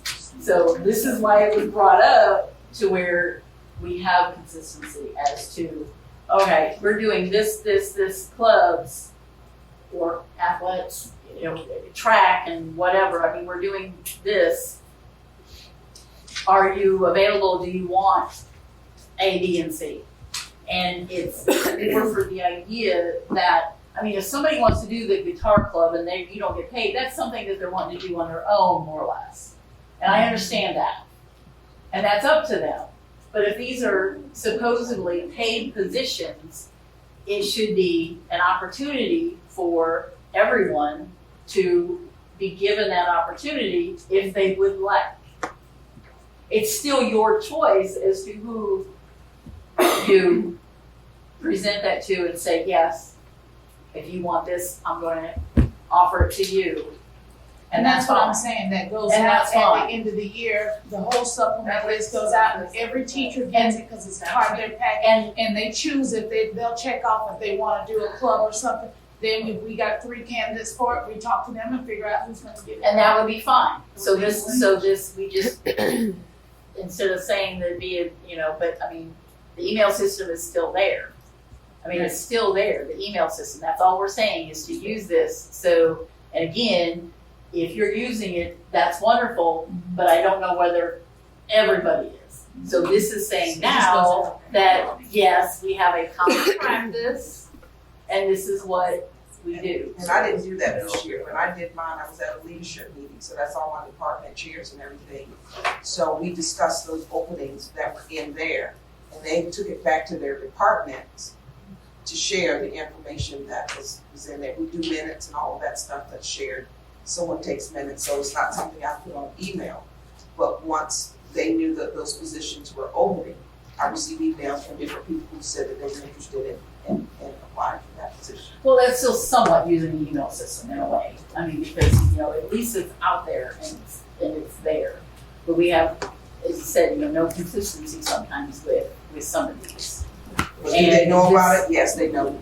I mean, but not, again, as we've said before, this is wonderful, but not every school does and gives out that opportunity to their staff. The And only all thing I this would is not saying want is basically if we did it one is time a year, because people quit clubs, don't do them, end up not doing them, and you're trying to find people. I don't wanna keep sending out advertisements and stuff all year long. Like, when I send that out at the end of the year, we're getting our people in then, but people quit. I just don't want that to be a habit. I gotta go through 5 days before kids get somebody else in. But you gotta think about the time frame of this stuff too. but most clubs don't meet, but maybe, I mean, some once a week, but most of them once a month. No, I would say that would be more towards sports.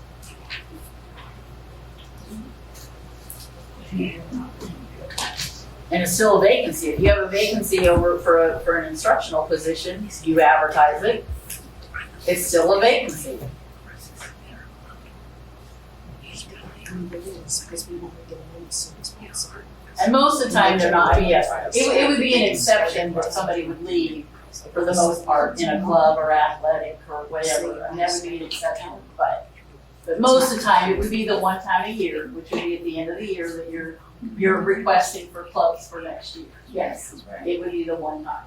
And we did it in May when we're closing out of school, so we have enough time to look at this. I mean, is that what you're saying is acceptable at end of the year?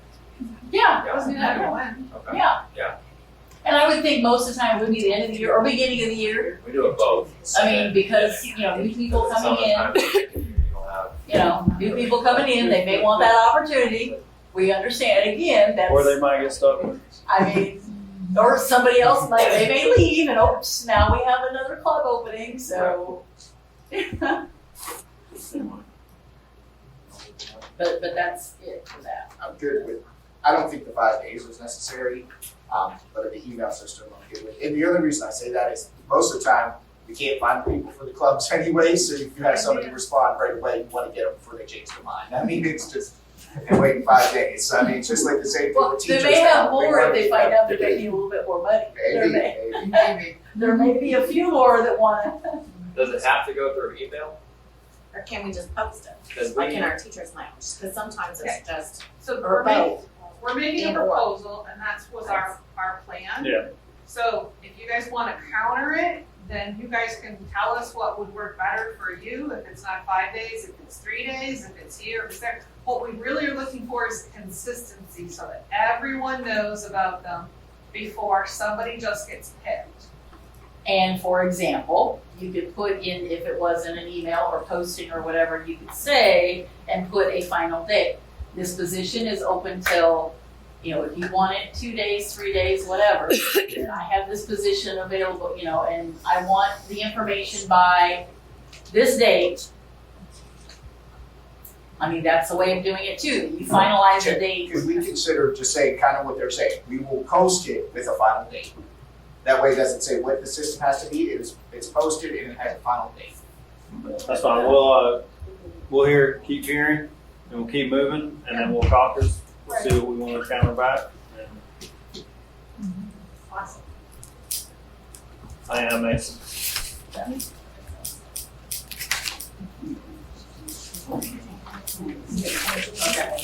Okay, something else? There's your staff right there. Yeah, do we want to pick something?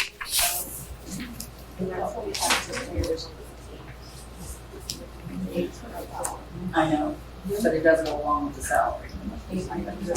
That's how the money is. Oh, it has a degree. Because it has the, it does have. Does it? Maybe we should do it just because it has to do with professional compensation.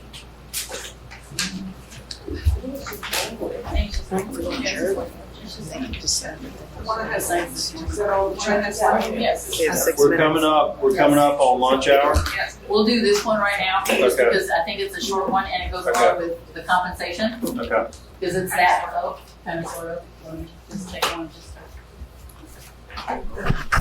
again, this one is Article 12, which is professional compensation. And again, most of it is just taking out, revising some of the information. It is not adding, I don't believe, anything Oh, there's a possibility, yeah. The attendance one, if there is internal based. Section 5. Once we get it around. Do we need, does everybody have a copy? Yep. What, 5, Okay. 11, and 16.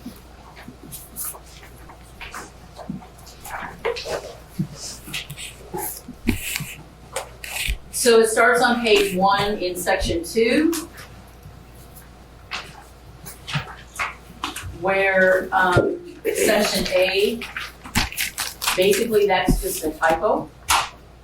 Will be given to a teacher, that's just a typo. Section B is taking out some of that effective dates and so forth because they're no longer effective. I mean, it's just, again, fixing language. So if you look at the bottom of page 2, which is section 5,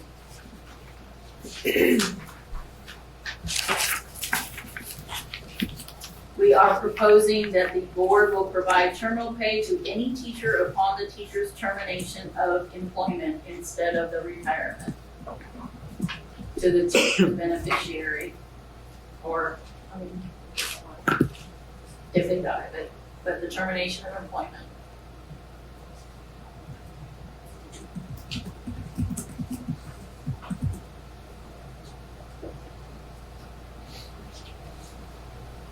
And then it goes to page 5.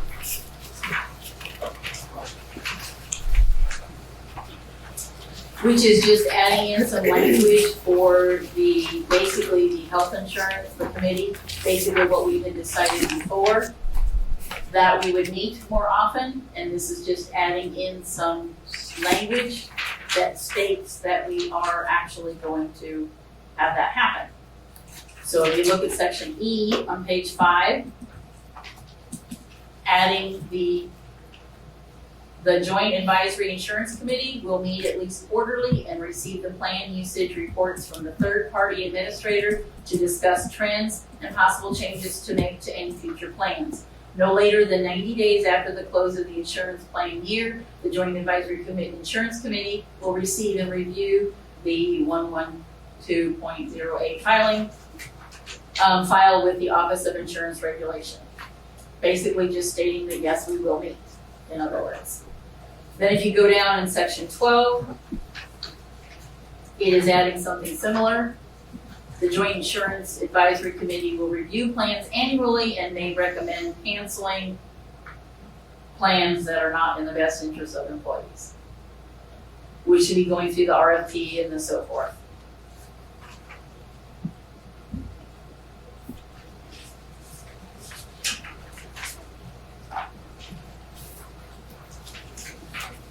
And then the last, we are proposing page 6, section 16, an attendance bonus. Any employee with 30 or more sick leave days accrued by the end of the school year and who notifies the district in writing by a specific date on the appropriate form may cash in any or all sick days over a minimum accrual of 4 days earned but not used during the school year. Sick days will be paid at the employee's daily rate of pay. For example, an employee who is eligible and has a balance of 10 sick days at the end of the school year may choose to cash in one or more of the 6 days over the 4-day minimum accrual. Payment will be made at the beginning of the subsequent school year, meaning they would have to stay in order to receive that payment. I think, did y'all weigh that against statute? I think there's an 80% cap on You did not look at what you can buy. I'll have to. which you can buy back. You have the ability to create plans locally, but I think once there's an 80% cap. And it would only be we're only talking about it would be each year. So, I mean, like even somebody that had to be accrued that year. Yeah, so anybody that would be sick more than 6 days in a year would not be eligible. and you really wouldn't have enough days built up until your fourth year anyway. We're trying to figure out an interesting way to stop the people moving and just encourage them to stay.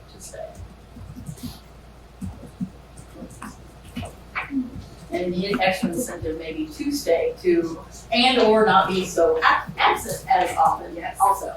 Would be nice. So we didn't have to worry about some of these substitute issues, possibly. Or as often, let's put it that way.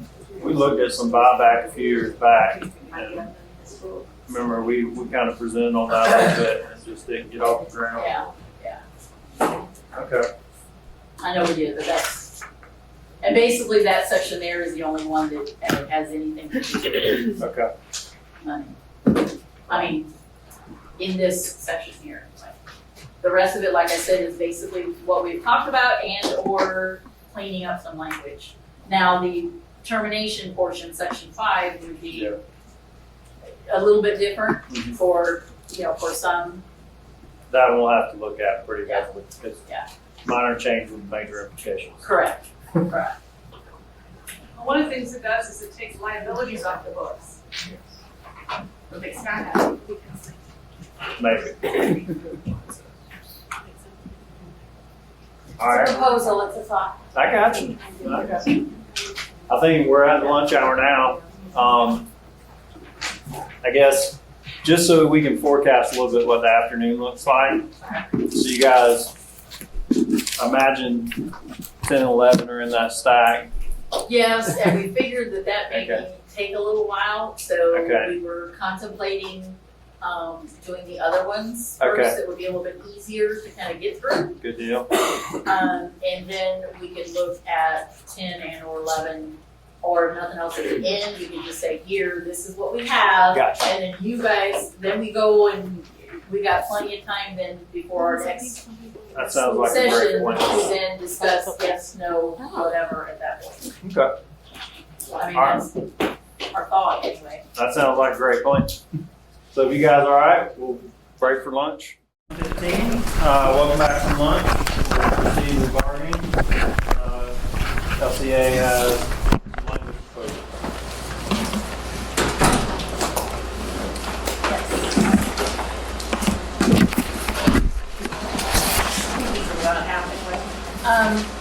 We have a couple that we did not print off, but we figured we would start with some. This is Article 8, just to give you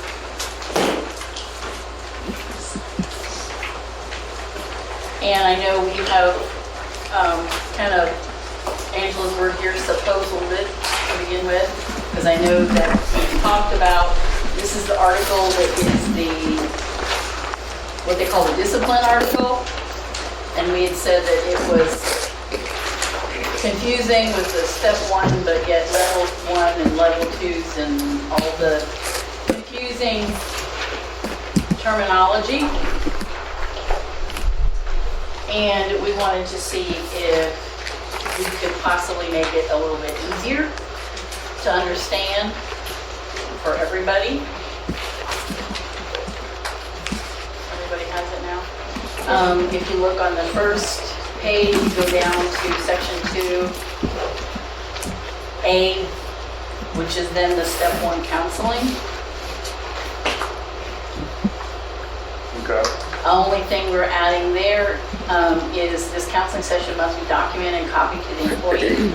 So basically, I don't know whether, and we did not make up any forms because you guys actually, you have the form. So we didn't know whether it would be a separate form or if there would be something that we could just have one form and they could just check off like, okay, this is a counseling or it's a step 1, step 2. You know what I'm saying? Where we just do one form and then they could just go from there. And then number 1, we didn't feel like it was necessary. They already, they're kind of, that's kind of a given, in other words. I mean, unless you want to leave it in there, which is fine. It says right above it, discuss work-related problem or concern. So that's why it was like, it's kind of not necessary there, in other words. Just rewriting whatever the problem that caused the meeting often creates someone that wants to fight over what they've been accused of.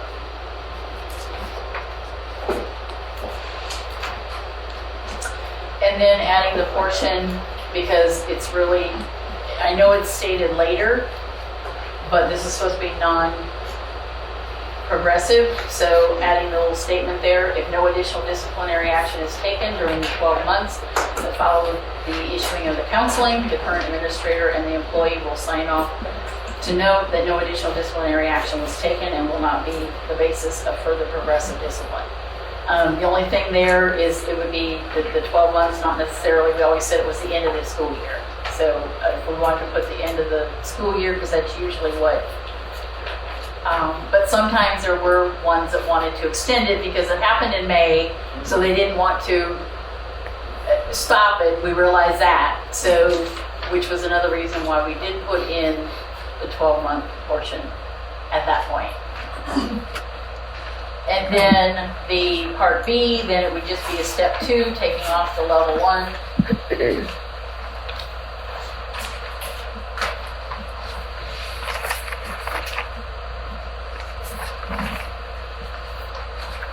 And I'm not for sure why we have, oh, that's just mine. I don't have the rest of it. Oh, here we go. Then it would continue taking off the level 1 again at the top of the paragraph, and then in number 3 it would be taking off level 1, making it a verbal. Again, using your terms, but just switching where it is. Oh, okay. The other portion in number 3, I think, was a typo. We also need to cross off the other level 1, which it seems like we missed a level 1 to cross off in the middle of the paragraph of number 3. That was not crossed off. The and can be crossed off, that's a typo. Section 3 would be again step 3, taking off the level 1, and basically just taking off level 2s, and it would be the written reprimand, which was preceded by the verbal reprimand, and it's just changing the language to coincide with written versus level 1, and again, which was very confusing to many people when they were looking at it. You mean to write the word brain on step 3? And then, Versus where, level 2, when issuing a reprimand? Yeah, because it's. When issuing a brain reprimand, because that's a step for brain. Yeah, that's right. where are you talking? C, step 3, Yeah. you cross the second level 2. It says when issuing a, should it be brain reprimand there? Written. It should be written there. Okay. Written reprimand. should be bold. Right. And that would be bold, just like the other one for the written. The level 2 is taken off, but written was not in there. So it would be when issuing a written reprimand, the supervisor should, again, all it is changing the level 2s to say written and level 1s to say verbal on B and C.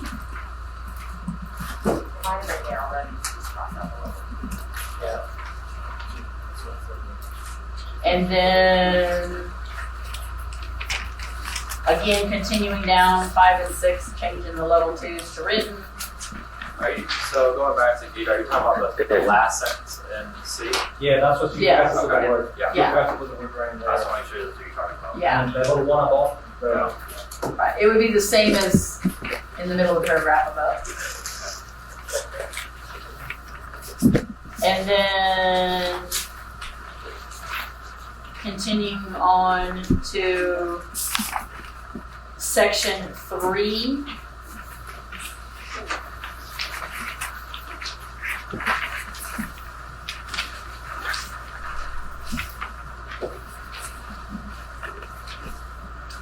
At the very bottom of the page, superintendent has the authority to suspend employees with, and then taking out the and or without pay. Going on then to the last page, that in place of that, they would say that the district would recommend suspension without pay.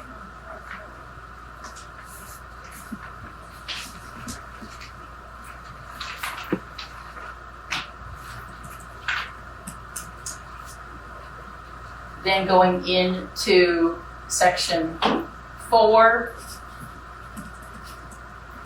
taking out except in emergency or unusual situations. Because if someone is asking for the representation, they should be receiving the representation. It's not an emergency situation. Someone can be there, or you change times.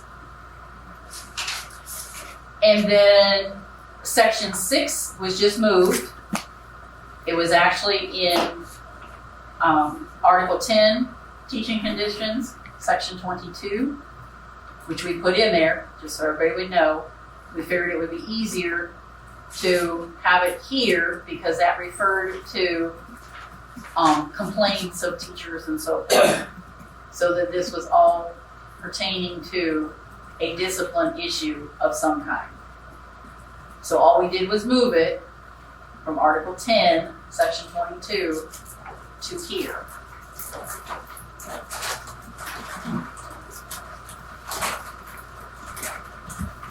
Now, the last paragraph is a proposal. If a teacher needs to be removed from their position and placed on alternative assignment while an investigation is taking place, it is understood that the teacher will not be removed from their position without consultation with the Employee Relations Department and LCEA representation, as well as a written statement of the allegations and why they are being removed. They will also be given information about the process and expectations of the teacher while placed on alternative assignment. Teachers will be treated with respect and with the understanding that they are innocent until the investigation is completed and findings are communicated by the Employee Relations Department stating otherwise.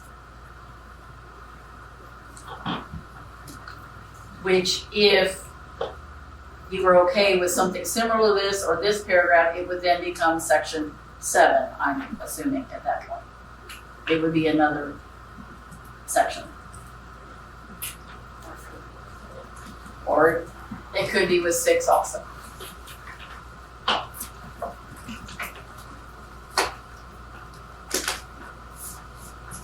Okay, is that what y'all have on this? Yeah. Question? Yeah, that's a good question. Okay. Now, I know if we went in order, 10 and 11 would be next, but I think it would be advantageous if we would wait on those. And we'll continue with some of the other ones just because it would be easier, I think. That's fine.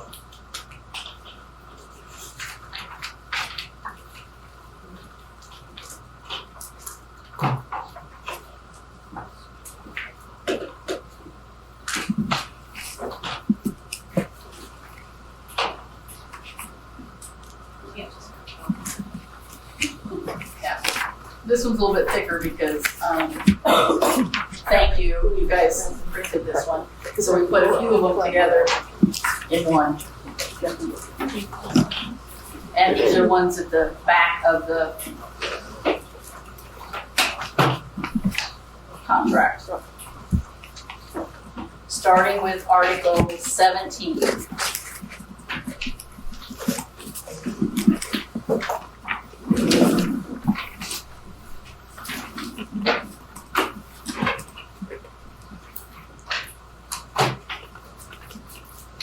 Article 17 is talking about transfers, reduction in force, and vacancies.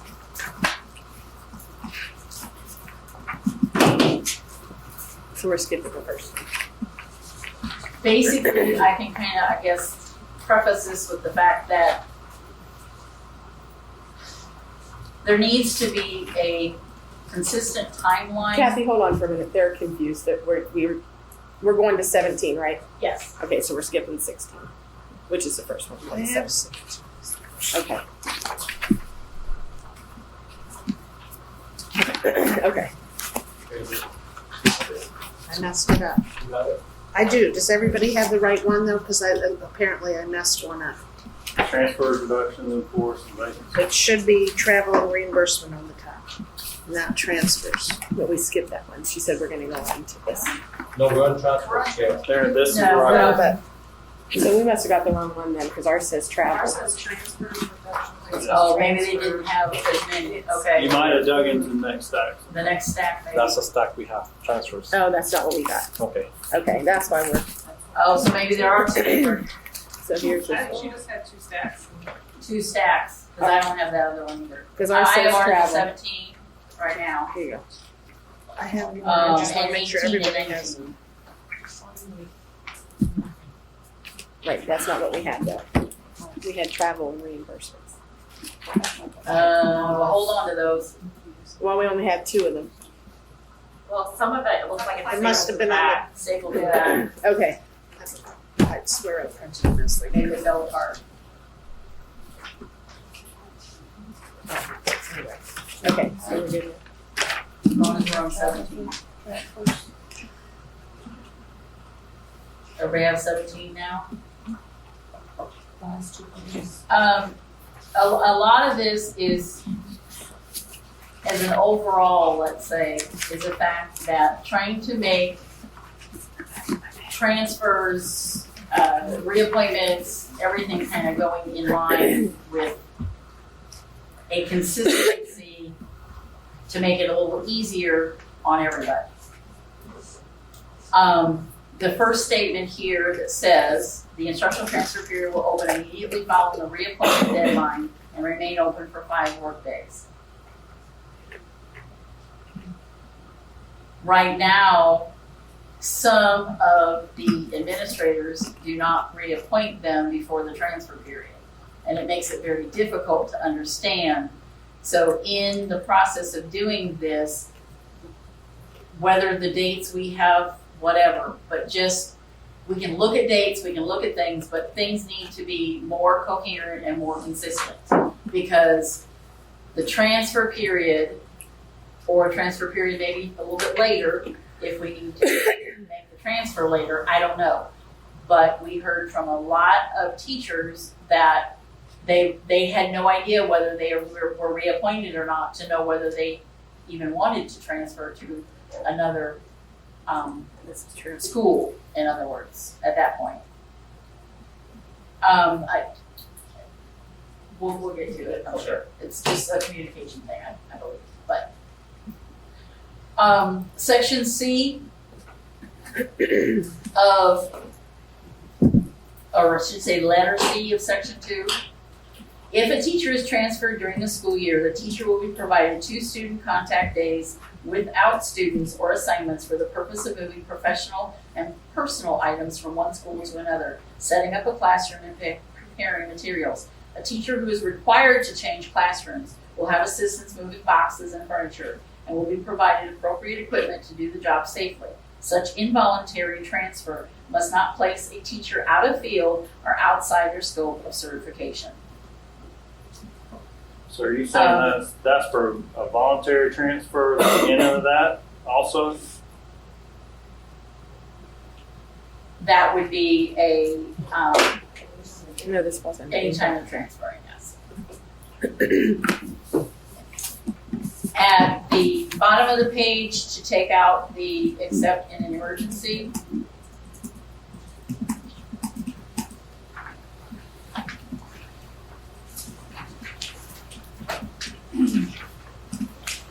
Top of page 2, just changing may to must, and changes to before, saying, beginning at the end of the post-planning period and continuing until the last week of the first month of school, positions must be advertised a minimum of 3 days and before hiring may occur.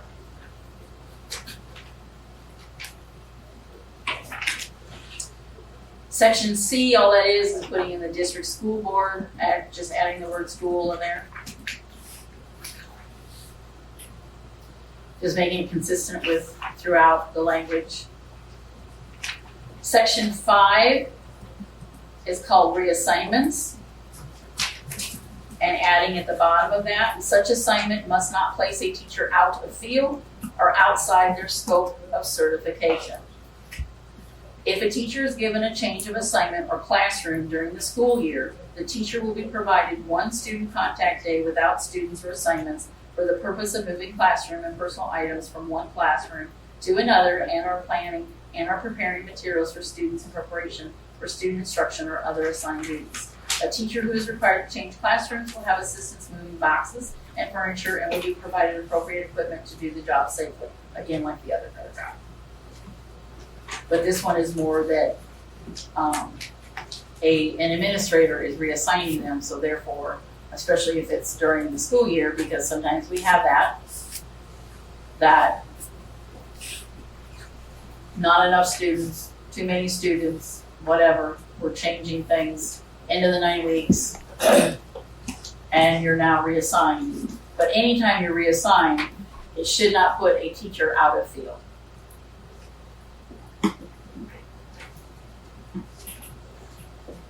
What if you had an annual teacher and that was going to be their only opportunity outside of getting non-renewed? Maybe up to them, but it's difficult for someone to say. I mean, some of these teachers have spent a lot of money trying to get recertified for different things because they were placed in a situation that they weren't certified for. And now they have to go and take another test, they have to go study, they have to, all these extra things that, because someone has moved them from class A to class B type idea. And it's more of a certification, whereas if someone is certified in math and now they want to move, we need a science teacher over here, they're not science. So now what do I do?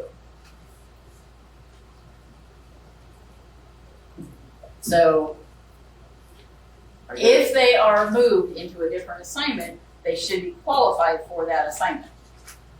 Last resort maybe would be something that you're saying like, okay,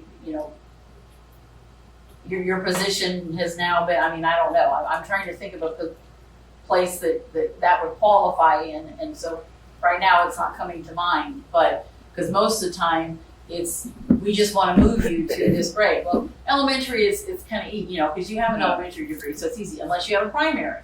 If you're a primary and you only have the 3rd grade, and I teach 2nd grade, now all of a sudden you want to move me to 4th grade, but I don't have the elementary, I only have primary, then I'm now out of field.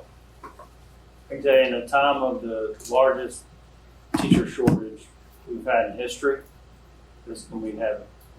So, putting that out there. Well, maybe they could pay for the tests, or I think most of us do provide reimbursement. We do reimburse we provide reimbursement upon successful. Something that. Yeah, what if you're not successful? Because some of them aren't, because now the tests are getting harder and harder. Yeah. Because they are getting harder and harder.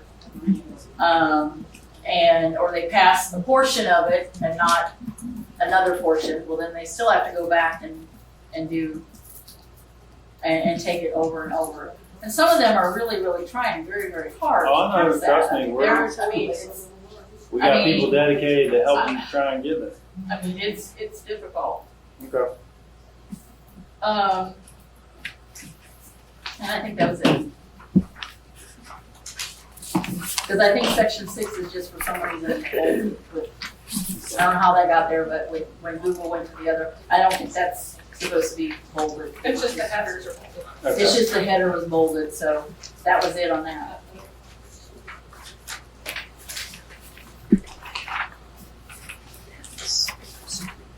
Yeah. Ours were wrong. Yeah. And It's all good. let me just say, like the example that I said, for example, the primary and the elementary, that they wouldn't have that. Sometimes they can move that, but if an administrator is saying that I want you to move to 4th just because I want you to move 4th, especially if there's somebody else that's already in 4th, but they're flip-flopping them. Let's say they're taking the 2nd grade, 4th grade, and they're flip-flopping them. Why? Why can't that person still stay in 2nd grade? Because this has happened, that sometimes, I'm saying, if that's what they have to do, that's what they have to do. But there are times that they don't have to move people, and they are moving them just because they want to move them around. And if that administrator puts them into a position that they don't have certification for, when they don't need to, so this is just clarifying that it should not happen. Now, if you want to put in there, again, proposal may be different, that's your choice, but it is happening, where teachers are put there. So, You have a question? I'm good. Other questions before we go on to the next?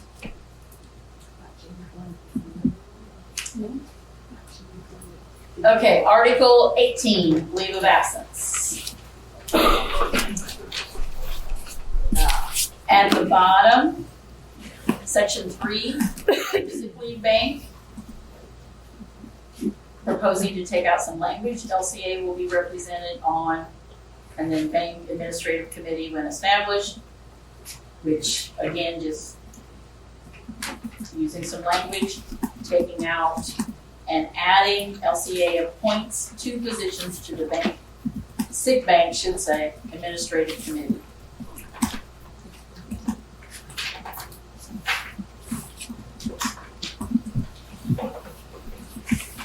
That's just clarifying some information. Okay. On that, Yep, top of page 5. The sentence, yes. and then some typos. Such a decision, in the middle of paragraph 1. Oh, oh, here we go, bottom of the page. Right there. In section B, number 1, there's just a typo, such a decision. It's in the middle of the paragraph there. All it is adding the word a. So that was just a typo. Bottom in section 3, at the very bottom, it should say, writing of such desire no later than April 1, not. Again, typo.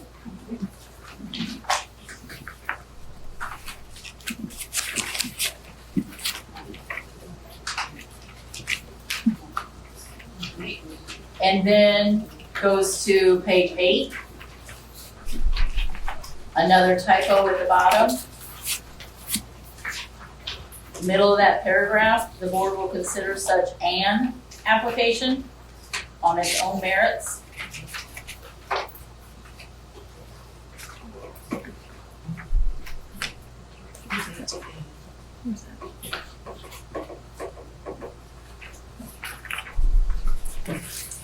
And then we go to page 10.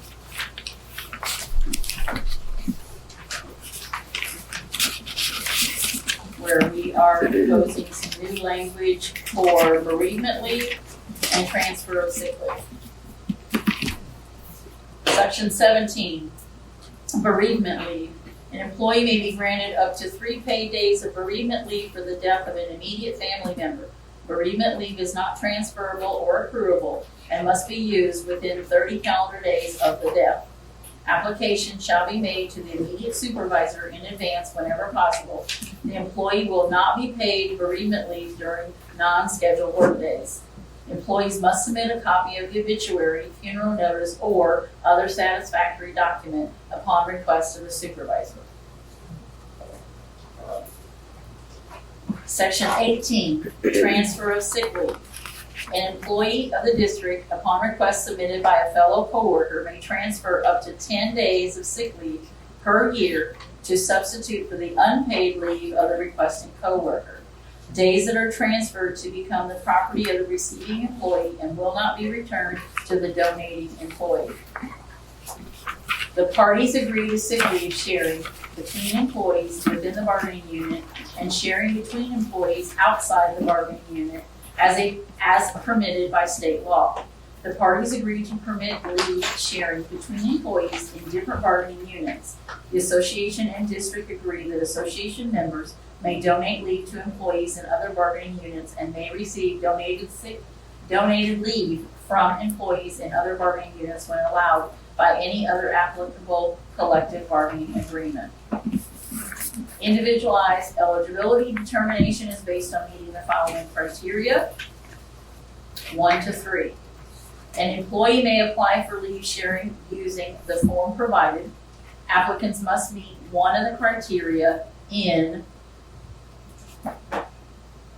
I, the employee must have or have a relative or household member who has an extraordinary or severe illness, injury, impairment, or physical or mental condition, or the employee has been called to service in the uniformed service, or the employee is a victim of domestic violence, sexual assault, stalking, or who is sick or temporarily disabled because of pregnancy, disability, or for the purpose of parental leave, or a state of emergency has been declared anywhere within the United States by the federal or any state government, and the employee has needed skills to assist in responding to the emergency or its aftermath and volunteers his or her services to either a governmental agency or to a nonprofit organization engaged in humanitarian relief in the devastated area, and the governmental agency or nonprofit organization accepts the employee's offer of volunteer services. Number 2, the illness, injury, impairment, condition, call to service, emergency volunteer service, or subsequence of domestic violence, sexual assault, or stalking as defined above must either have caused or be likely to cause the employee to take leave without pay or terminate employment. Written confirmation by a medical doctor will be required for illness or injury. The employee has depleted all of their sick leave reserves or provides written confirmation by a medical doctor that as a medical probability, the employee will remain unable to return to work until after all remaining leave with pay is consumed. The employee has depleted or will shortly deplete their sick leave reserves. In the event the employee claims that they will shortly deplete their sick leave, medical confirmation will be required. Section B, contributions of sick leave shall be on a voluntary basis. The names of donors shall be kept confidential. The association will be permitted to make its membership aware of the need for donations, but shall be precluded from individual solicitations. The names of individuals who do or do not make donations shall not be published. Section C, leave transfers may be allowed only to association members currently employed by the district. D, recipients of donated leave shall continue to be district employees and shall continue to receive normal employee benefits. And E, in the event the employee receiving donated leave does not use all leave donated, the unused donated leave in such employee's leave account shall be returned to donors pro rata within 45 days after the donee's use of accumulated accumulated leave ceases.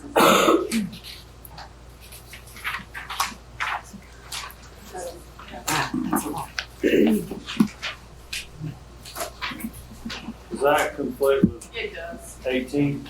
Okay, I was just curious, that's fine. Yeah, that concludes, yes. No He conflicts. contradicts. We didn't catch that. Yeah. Yeah. Yeah. He contradicts with, section 18 definition.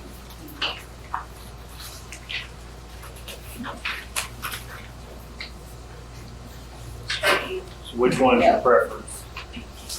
Strikey. Your bookkeepers would probably rather not count and tally and return. Return.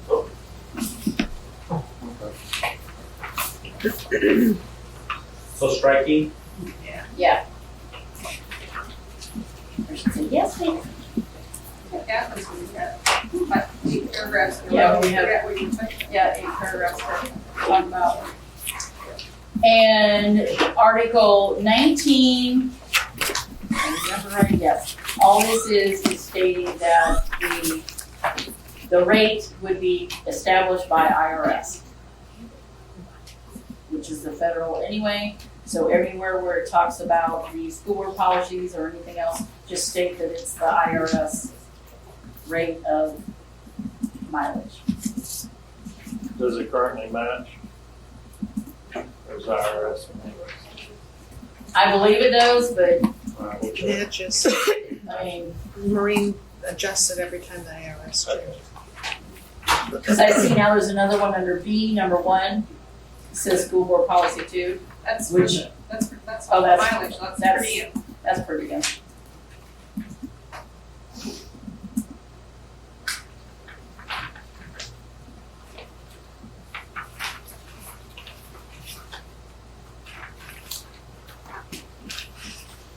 Of course, even the school board policy would be updated, I guess, to the, is it still the same numbers? I think Neola kind of changed the numbers. I don't Those know. are new. We Those are changed yellow all the numbers. Is that the numbers? But Okay. it probably says IRS in it. Yeah, the policy probably refers to IRS, I would assume. From the travel. But we would prefer IRS over policy, which you guys could change. Which is easier because then people know what it is. I mean, IRS rate, IRS rate. They can Google that.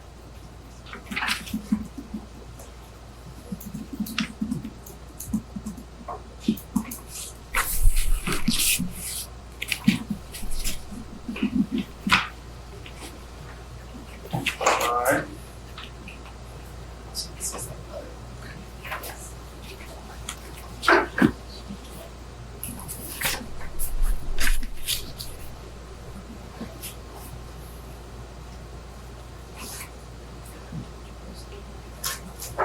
This is only 15, I believe.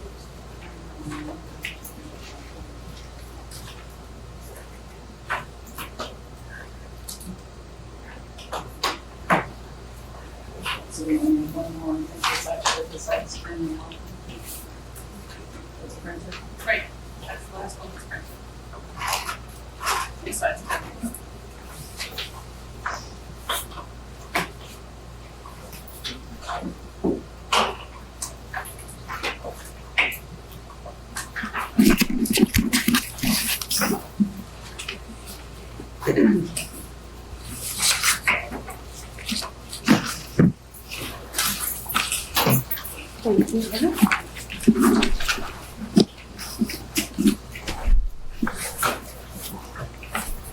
Didn't print the same numbers.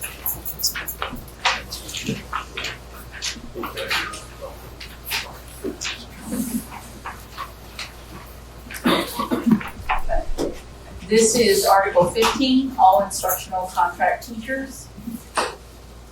And if you look at page 3, which is the only item, notification of reappointment. Letter A, number 2, annual and probationary contract teachers determined by school administration to be reappointed no later than 30 work days prior to the last student contact day. Teachers will be notified in writing of their reappointment status. And then number 3 is just again coinciding with always to set district's report. Some, the reappointment piece on the 30 days, a lot of times they're waiting to reappoint them because they haven't done what they need to do on their end. So we don't want to hurt teachers. That would mean that that person that didn't finish, but they're gonna finish 2 weeks off from the end of the contract, we can reappoint them. Say that again? If I'm below the 30-day mark and the person has not met their certification requirement, I'm already below that mark, so that means I will not be able to reappoint them.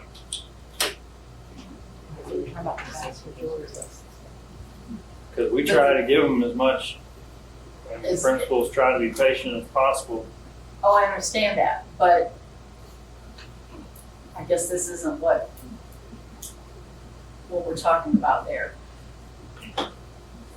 This is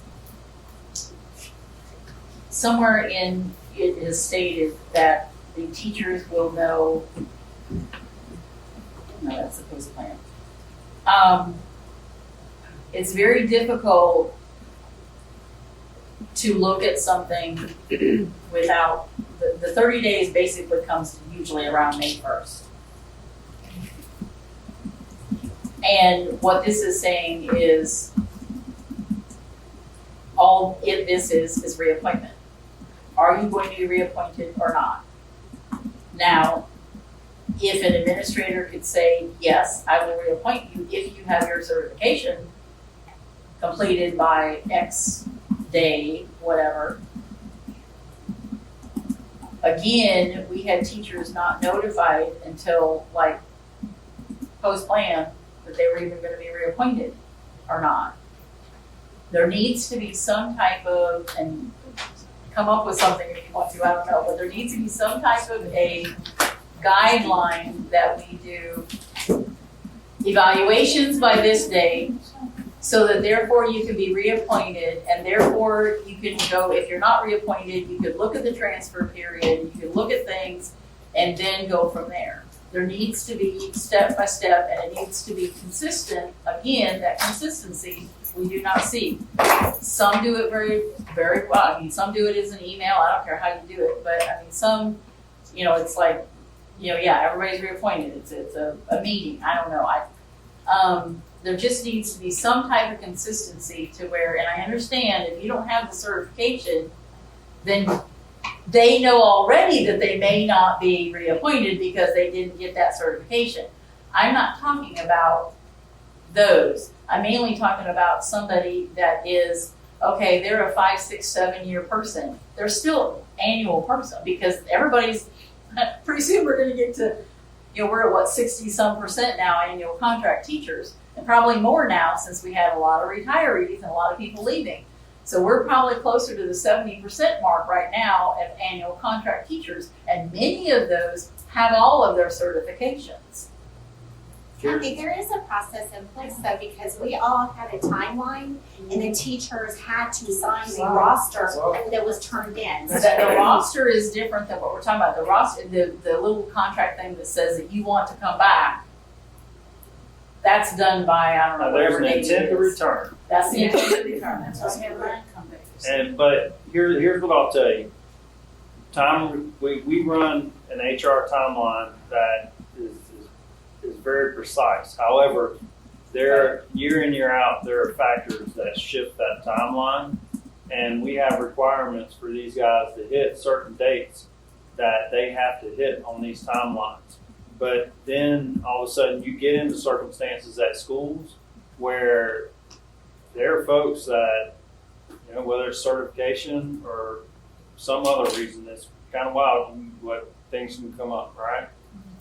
So putting contractual time restraints on the HR timeline, I'm telling you, we're moving as hard and as fast as we can through the spring to get all this stuff done. It's going to be difficult to put a time restrictions on something that it only shifts for absolutely necessary process. So I'd rather identify where the problems are at, because we've got processes and procedures and dates in place. I guess I'm trying to figure out exactly where the breakdown is, and is it all over? Because it doesn't seem like it would be. Then could there be a place that timeline could be put so that we understand and teachers understand that this is the timeline? For example, let's say it is May 1st. I don't know. I'm just putting something out there. But if that timeline goes to where it's this works and then this works and then this works, then it goes from there. Because and if it does change, just let us know. I can tell you at the top of that document what it's titled: tentative HR timeline, because it could be held up with allocations where we're waiting to see what comes down from Tallahassee. It could be held up from this, it could be held up from that. So I just don't want to put something right and I can't honor. And the only way we would not honor is that is because something's The haywire. biggest problem is the transfer period, is that if you have a rolling reappointment date across the school district, one school has been told who's been reappointed or not, and they're ready to go to transfers for anybody that wants to, and another school district, another building is waiting, and they miss the opportunity. So it's an equity of availability, because the later you wait to tell people that they're coming, you want them back or not, the less opportunities that they have available. You know, maybe they don't get the school that they wanted, et cetera. Do you non-renew for differing reasons? You'd like have you're non-renewed for certification, or you're non-renewed for other reasons, or is it all just one letter? I'm not sure on the letter, but it's not specific. Some places have a very specific thing that says you're being let go due to non-renewal, and you have to complete these things, and if you do it by such and such date and the job's still available, I'll take you back. Yeah. So that they know that it's on them to get their stuff in and ready to go. Well, and I get what you're saying. It's never a surprise to them. I mean, we have so many conversations throughout the year with the teachers, all the way until the end. So I can promise you, it's not a surprise that they're not a reappointed because they don't have their stuff in on time. Well, if you don't have your certification done a year before it's due, there's something wrong with you. And I said, Don't say that. There's a lot of people I would say that to their faces. upset. I'm like, why are you waiting till January to call me and complain that they are offering the course that you need? I'm gonna give you a list of phone numbers. I need you to call them and talk to them. And that's not the ones I don't think that we're really talking about. Again, we're talking about those that are annual contract, that are 6, 7, 8, 9, 10-year people, and they're not being told until the last minute that they're not being reappointed, and then, oh my gosh, I missed the transfer period because I wasn't told that I was not reappointed. There's nothing in here.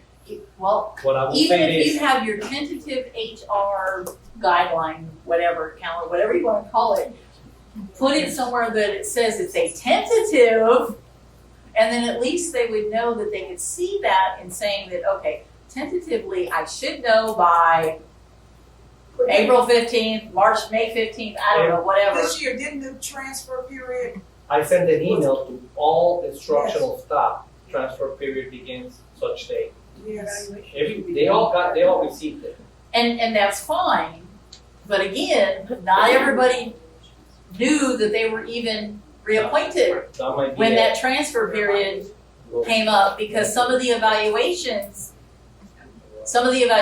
were not completed at that time. I think that's the problem, the evaluation's And right done. the evaluations, and sometimes, I mean, it's like, I mean, Reappointments are not based on evaluation.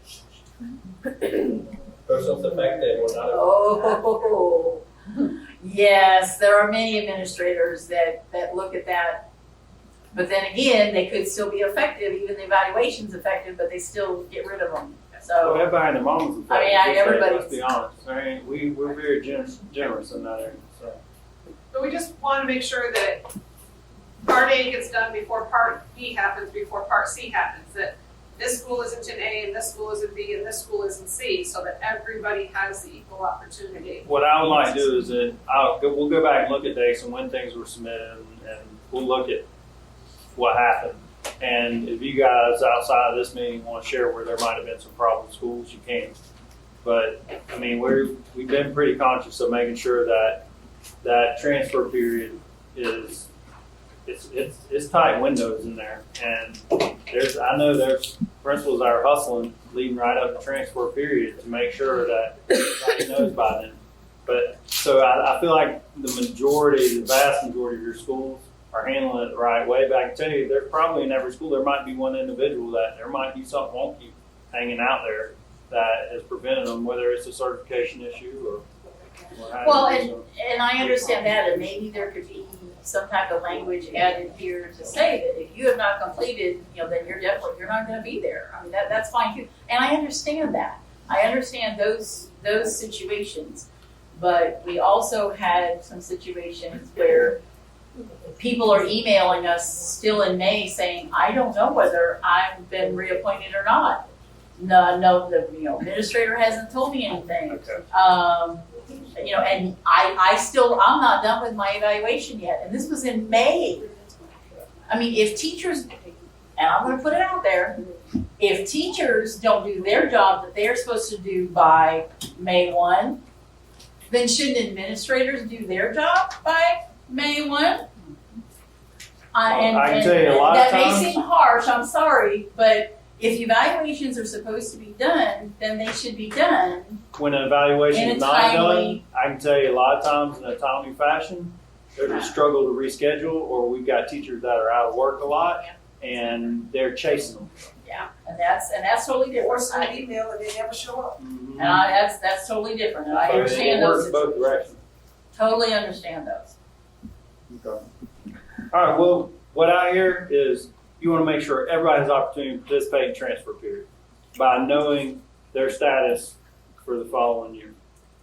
That's where we're at? Yeah. All right. So But are you asking that they know that they have a job at that school next year, or are you asking them what their teaching assignment will be? They have a job. That's different. Job. Teaching They is have a teaching job. Your specific assignment is different. That they have a job. Thank you. If the minute, you want to change that person, then okay, Well, sometimes we just don't know numbers, Okay. especially like third grade, we don't Correct. know how many third Correct. grade units we need, that kind of thing. correct. And we'll No, look, this is just that they have a job, just so they have that peace of mind that says, I have a job.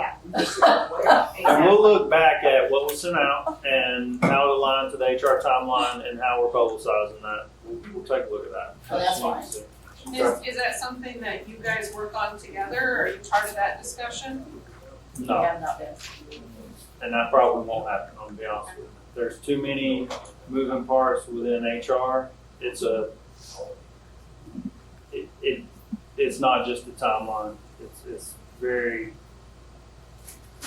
Yeah, it's a book of things you have to have. And I mean- and all of that, and sequence is the key, right? And the main reason sequence is the key is make sure we're fair to everybody. So we'll look at where we can improve. Right. Here you And I go. mean, and that would be the thing that, okay, could it be something, and just say that tentative schedule. And though that says that, okay, well, it is tentative, there may be some reason in there that there's someone that's been absent, they can't get this, evaluation they can't do, and I'm okay with that. But at least it's a guideline. It should be a very small group of exceptions. Gotcha. Yeah, I'm sure. All right. Your certification's not done, you can't get transfer anyway. No one's gonna take you. If your certification's not done, no one's gonna take you anyway, because they're not gonna take the chance that you might not pass the test. Well, no, but I'm gonna give you a scenario, I have a person that they cannot be reappointed at the current site because they don't have an allocation in what they're certified, but they wanna stay at their site, they can go somewhere else. Right. And accept their job, reaching with their See, to me, that's not a reappointment issue, we don't have a job here for you, that's like a RIF. Like, there's not a job here, but you can go there. But I mean, for certification, you can't offer me a job because my certification isn't done. No one else is gonna offer me a job either. No, that, but I was So, just I thinking. mean, I get it. they sat on their certification, it's on them. There's a lot of work. It's a lot of them. Well, the number of times in 20 years that I've had to say to people, so show me your letter from DOE that says your timeline of everything that you need to do and when you need to do it by, and they go, the what? 3 years. We communicate so hard. I mean, we've got people dedicated. We meet with them a couple times a year. Yeah, 3 years And or we get all the twice. emails. Yeah, and we send a million emails. Everyone's just nice, and we get them to. You wanna do a Tell letter or them. something? It's like trying to get seniors to graduate. Okay, it's shorter, got it. Do the shorter one first. You're prolonging it to, We'll do the shorter one first.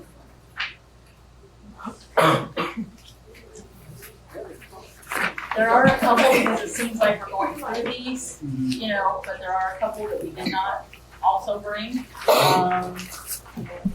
4, 13 and 22. and 13, and 22. that you'll have additional later, is that what you're saying? Or we can, You can email them to you at the end because they're short. Okay. they're short, That's we fine. can email. And can y'all, all of this, can y'all send in Word? Yep, yep.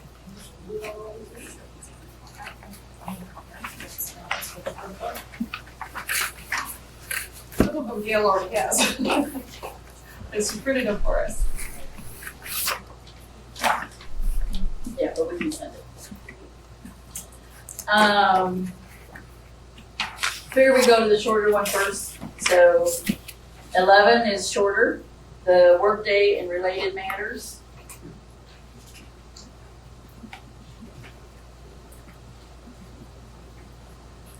Joint Leadership Committee. Each school will have a joint leadership committee that meets monthly. This committee will include the school administrator, instructional personnel, load-bearing, non-load-bearing, department heads, team leaders, non-instructional staff members, LCA representative designee. If committee meetings take place during contract hours, a coverage plan will be adopted if necessary. Minutes shall be taken and made available to all members. All committee meeting agendas shall be published to the staff at least 3 days prior to the meeting.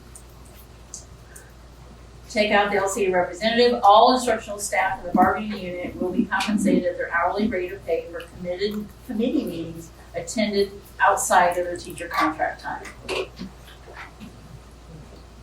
Then go down to B, emergency procedures. The very bottom, the last paragraph, Joint Leadership Committee will develop, take out plans to, a school safety and emergency preparedness plan to deal with emergency situations.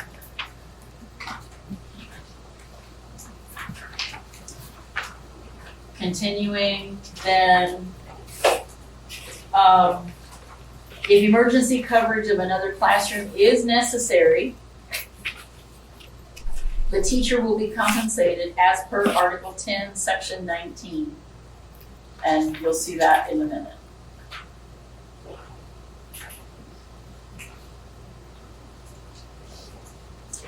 Start and end times. Any deviation to the school schedule or a permanent change will be noticed to the staff at least 4 weeks in advance of any such change. Reporting to the duty times.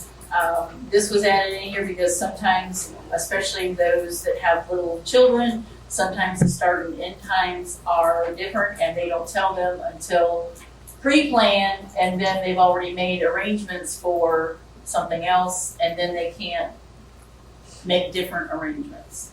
So if they knew ahead of time that they were changing a time period, like for example, a middle school, sometimes, and I remember when I was in middle school, they changed the Wednesday to come in earlier. You came in at 7:30 to help with doctor's appointments and things like that. Well, if a school doesn't do that, but then all of a sudden they want to do that this coming up year, that's wonderful. But if a teacher has a little one that they're trying to get, that may be a little more difficult to find. You know what, changing the schedule for the entire year, like on a Wednesday, like shifting the hour back front. It would, yeah, it would be a like permanent. You're changing your workday schedule. You're changing your workday schedule.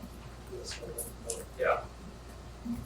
Most of the time, you don't change the time. You're still from 8 to 3:30 or whatever.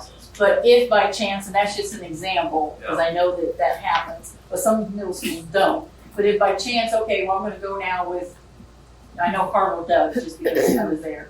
So I'm going to go now and do what Carver does, and I'm going to go ahead and do that. Well, if, you know, I had a little one and I didn't know that, and all of a sudden I have to find coverage just on Wednesday morning at 7:30, what am I going to do? In other words.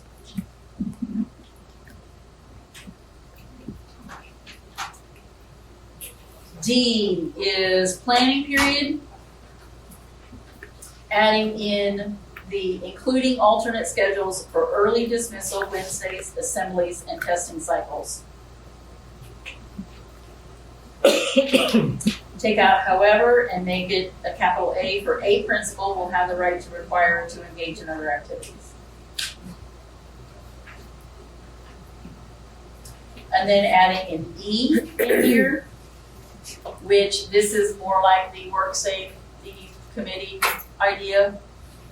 The district appointed school site safety representative is automatically part of the committee.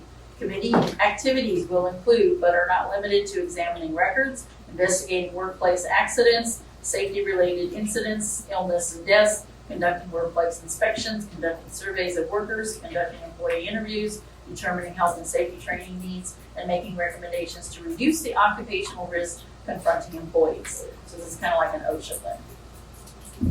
You said LCEA, what are you saying in here?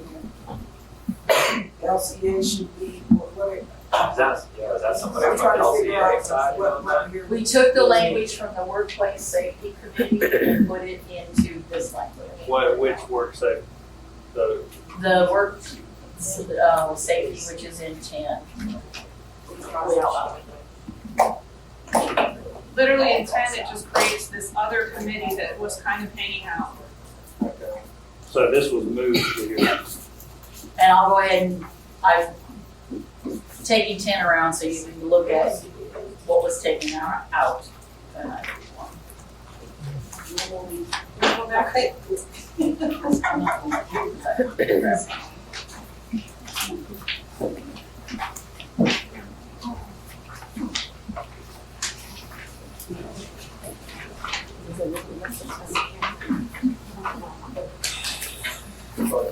That's all I got. I don't have any It's different words, but it's the same concept.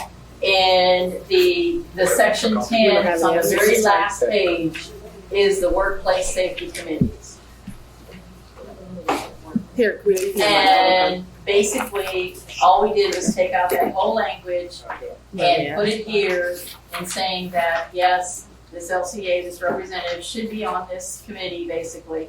Yes, we shortened it, but it basically is saying the same thing. Okay. That's coming from Article 10. So it's basically coming from Article 10, Section 33. 33. 33. And Article 1033 even references a weird district-wide safety committee that really doesn't belong in our contract to create a district-wide committee. Like, if you guys create a committee, we can put people on it. But literally, the contract created that two representatives from each school go to some district-wide meeting. That's why I want to get with Joe and see what's different.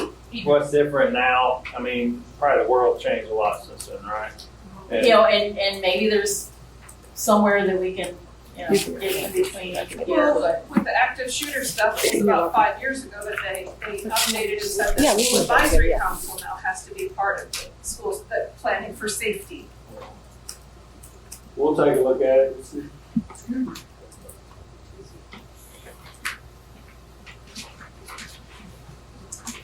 and then going into section 2, workday, it goes up to the next page.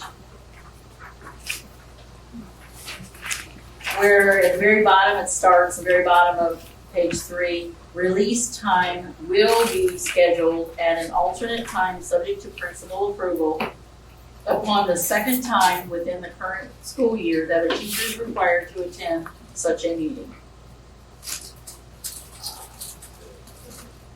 And then number 2, teacher may be required to participate in no more than 2 evening or weekend activities.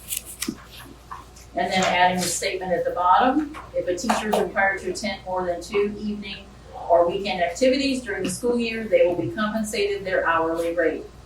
And just to justify this, before you even say anything else, I looked at many, and talked to many other presidents and locals, and they are like, oh my God, what do you mean you have to attend these and not get paid for these?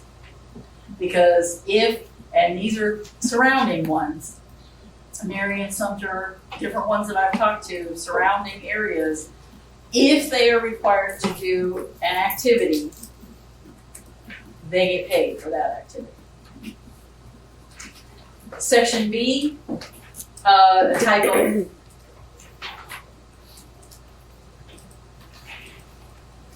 Section 3, planning period. Second paragraph, all classroom teachers will be provided an individual planning period each day of the student school year. Planning period will be no less than 45 minutes on non-early release days for a total of at least 135 hours of planning time annually. Time before school or during student passing are not included this total. Take out the other section and add instead, all non-classroom teachers will be provided an equivalent amount of planning planning/preparation per week for a total of at least 135 hours of planning preparation time annually. Time before school or during student passing are not included in this total. And it should be basically before and after. So it should be before/after.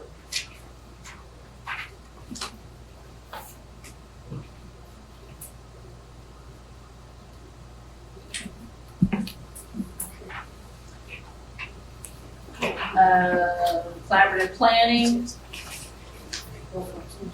Take the portion out. Onto the following, page 5.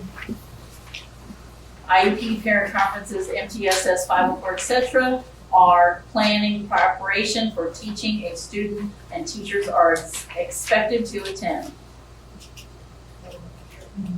And take out then the next paragraph. You go down to section 4, school schedules.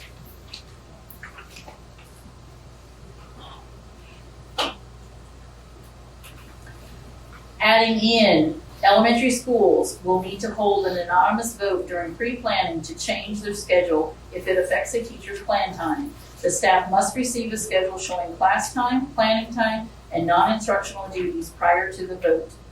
All votes must be recorded and filed with Human Resources and LCEA as an annual MOU.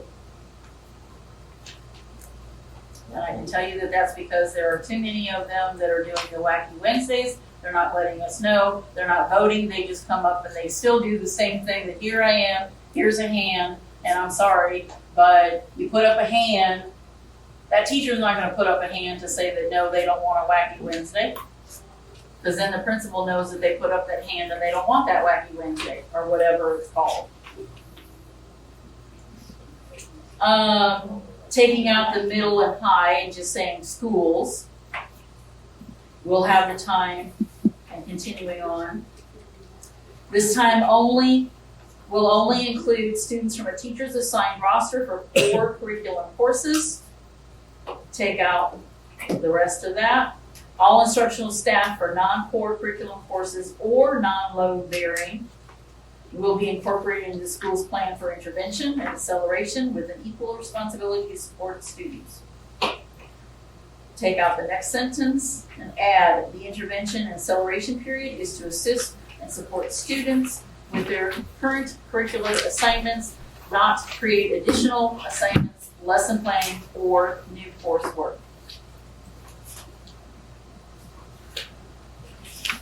Down to section 7, just some clarifications here for the student early release. Early release of 1 hour is scheduled every Wednesday during the student year. The purpose, early release for faculty meetings, professional PLCs, PD, collaborative planning, and our other administrative meetings. These meetings must be held on the Wednesday early release time only.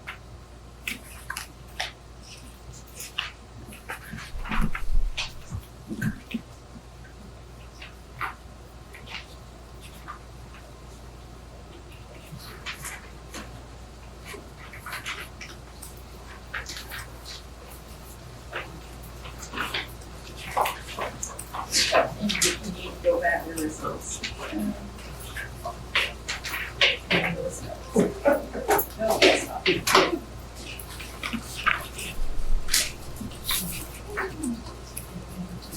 Questions? No, not at the moment. Anybody have any clarification questions? Just as far as intent, good. All right. Okay. And the illustrious are the 10. All right. Do we have that one already? This one we're sharing. Oh, the one we're sharing.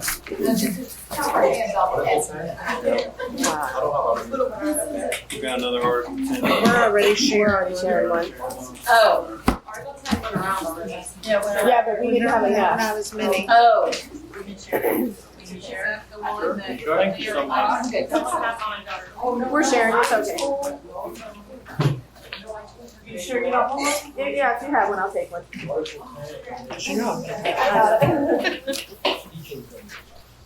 Thank you. This is Article 10, teaching conditions.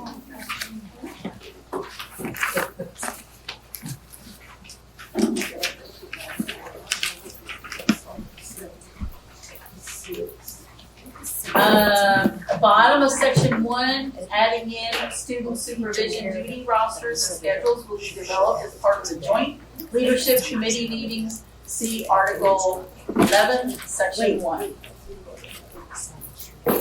Just adding in, again, that clarification that the duty rosters, someone, LCA representative is supposed to be there in helping these. Not the fact that here's the duty roster, I already made it up. Now what do we do?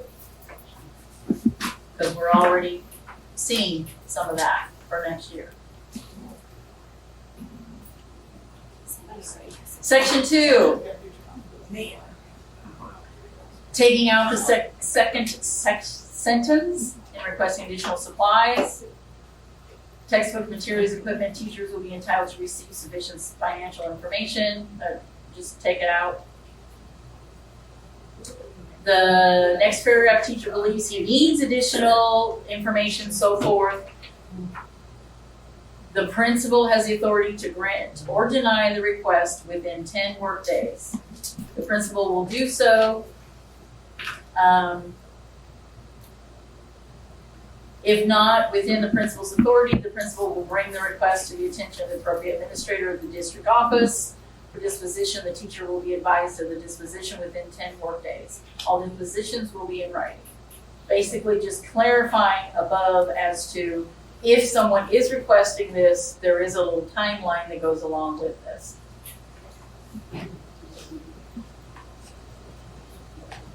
Most of the time, teachers don't request a lot of additional because most of the time they have the materials that they need. But just in case something does happen, here's a timeline. Instructional personnel that do not qualify for state-funded teacher supply assistance will receive an equivalent amount paid by the district.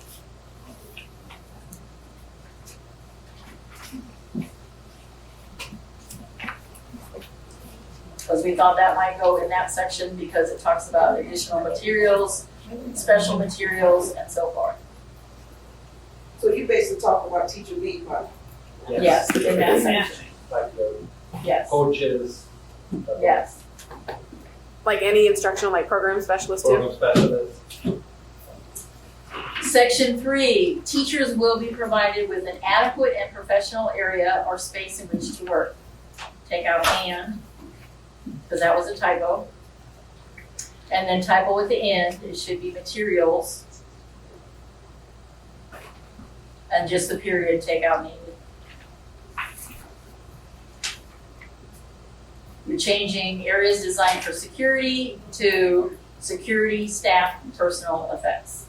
Or securing the staff, personal effects.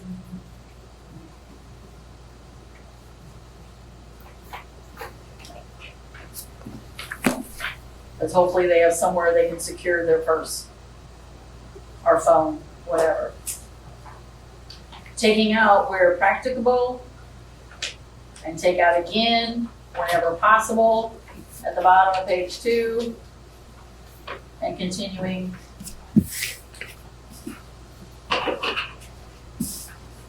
Section 4, the board will make available in each school a lunch area, restroom, facilities.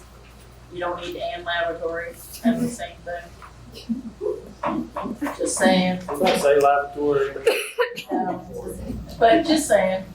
What is it? It's a bathroom. I mean, that's what I said. They say Some of these are easy, some of them are not. Listen, Mr. Zamora, they still What say it can on I the say? planes. They still say it on the airplanes.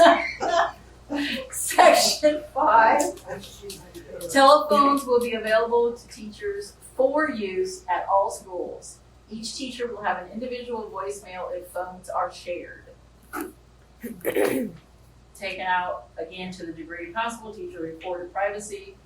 Teachers need privacy to talk about their students because the students, and add in to ensure FERPA rules are followed. Each school will provide locations where teachers can hold private conversations with the student parents.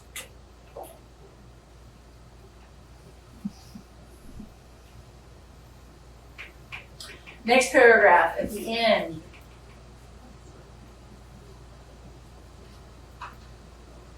Permitted only during duty-free time, except in case of emergency. The technology issue.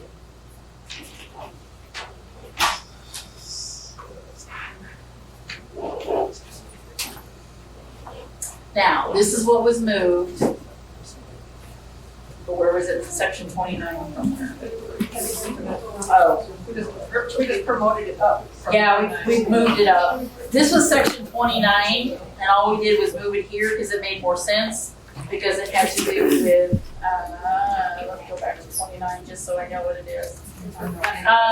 It had to do with the messages, the intercom system, and we thought that it made more sense under the telephone and the interview and all that sense, so that it would be a less section. And it just made more sense to put it all together in telephone, technology, and electronic, and so forth. So all we did was move it.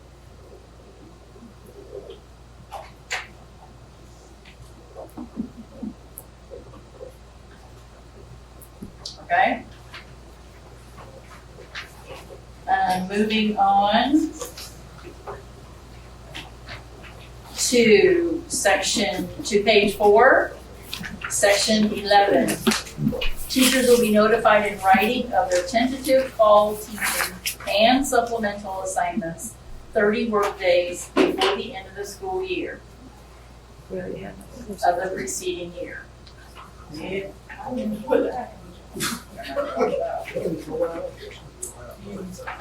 Section 12, adding in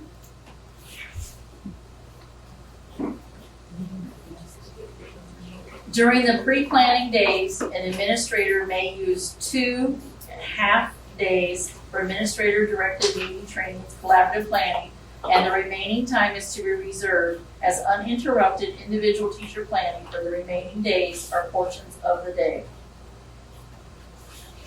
Section 13 made more sense to not, and I mean, an observation is more for us in the fact of saying things.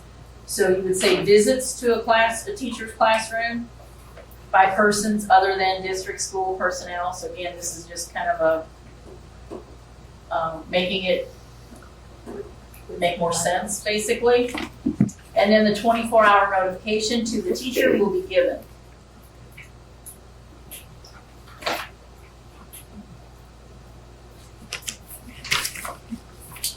Top of page 5. When any district non-school-based staff visit a classroom to observe instructional practices or for the purpose of a learning walk, 24-hour notification to the teacher will be given. Again, just a clarification, I believe they tried to do that.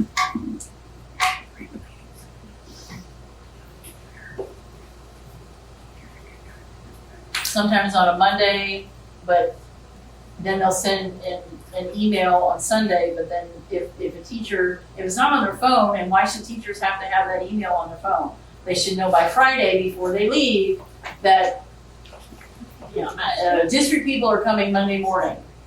They should know Friday in their email that district people are coming Monday, in other words. Section 15, regular posting grades should occur within 1 week after the assignment due date.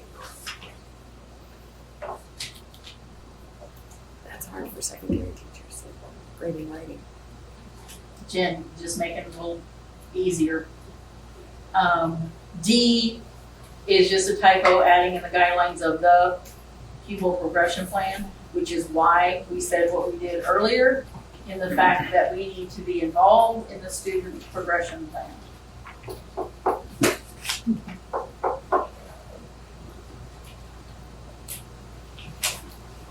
Section 16,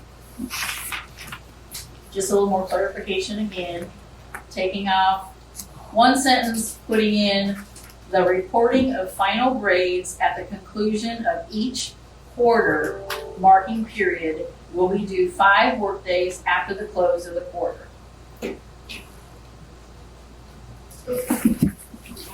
The reporting of final grades. The final grades for seniors will be set prior to graduation.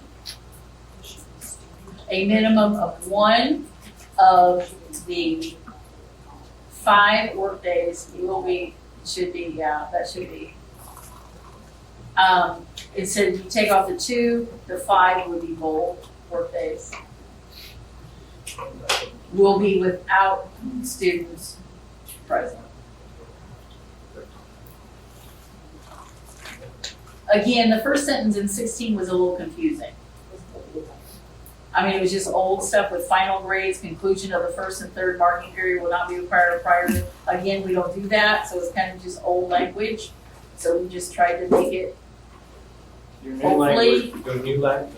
the new language, hopefully making it a little bit easier now and made it, Well, except the one part that we never had in with the final grades, but. I just what I'm pointing, when you say 5 workdays after the close of the quarter, the fourth quarter rules is you're putting people to work after contract. Yeah. And for not to be compensated. Well, and again, we don't even have the 2. So that would be something that we need to discuss because we don't even have 2 post-plan days now. So if this is the final grades, so again, this is talking about, I think final grades for everybody, so that needs to be updated because I think we need to have a different statement for the final grades versus the senior grades. Would be that the one sentence there needs to go up above. And again, we don't have 2 post-plan days anymore because we took that away. So we only have the 1 Tagged it on the post-plan. beginning. So it was tagged on They didn't to, go away. well, it was tagged, it made a PD day.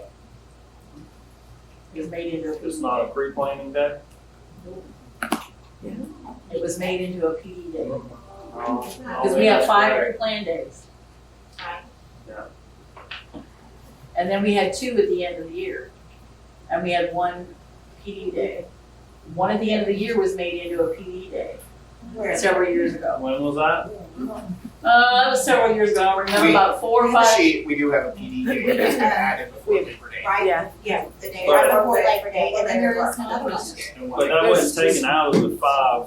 No. It was taken out Plan. at one. It was 5 at the beginning. It was But taken we out the one. did have 2 at the end. Right. One at the end was taken out and became a PD day about 5 years ago, maybe. Because we have 1 in. But normally, of those 5 pre-planning days, one of them was a district PD day. Yes. Okay. And that's why when it all changed, then, again, so we could revisit any of that if you wish, and we can go from there with that. But that's how this kind of came about with that. But we can work on that. Section 17 is just some typos. Top of page 6. Should be provided by the district or educational research and dissemination, because the research was left off of that, because it's ER&D. That's what it's called with AFD. So that's just a typo. The guideline portion is another typo. The first black bulleted item, attain a higher level of achievement.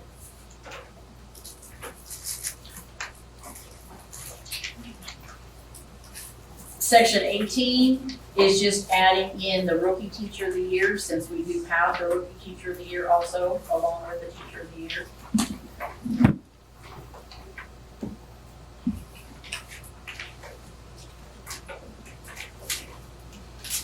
Section 19, there is, not for sure why, but it should be on occasion.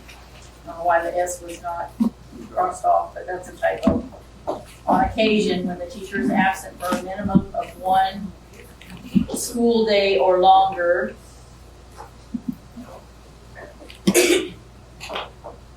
Then continuing on page 7, when a substitute is not available, a teacher may be requested but not required to substitute during his or her planning time for another teacher or absorb an absent colleague's students into their classroom. Teachers who agree to substitute during their planning time or absorb students into their classroom will be paid half their regular hourly pay as a supplemental salary for the additional work. By mutual agreement. Took off because again, that's verbiage. Teachers who volunteer to absorb an absent college students for any amount of time will be compensated half their regular hourly pay.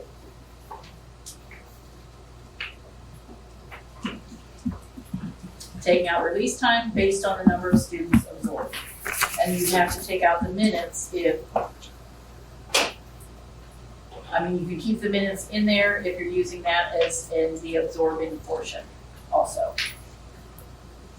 If teachers are given release time for any reason, all unused release time must be paid out at the end of the school year on the last paycheck of the fiscal year. Oh, my husband would be loaded. Then that's it for 7. 8 is a typo about midway down. It should be "and" instead of "in." It's "and in school suspension." Little bit past the midway, the 1, 2, 3, 4th paragraph. Second line in the 4th paragraph on page 8.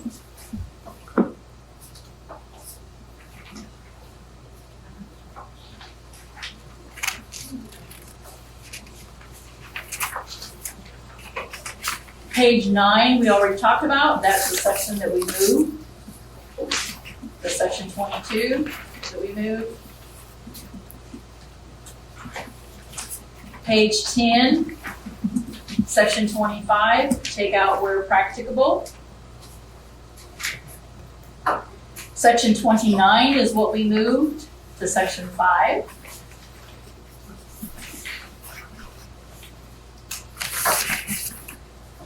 And then page 11 is what we said with the section 33, the workplace safety committees, that we were changing in the other section.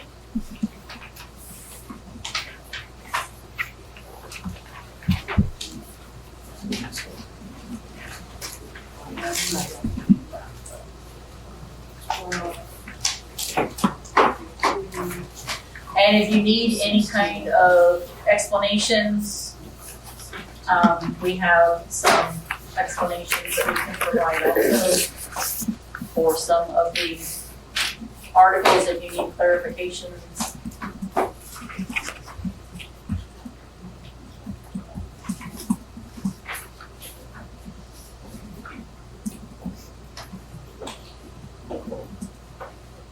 Especially with 10, 11, and 18 if you need. I did it.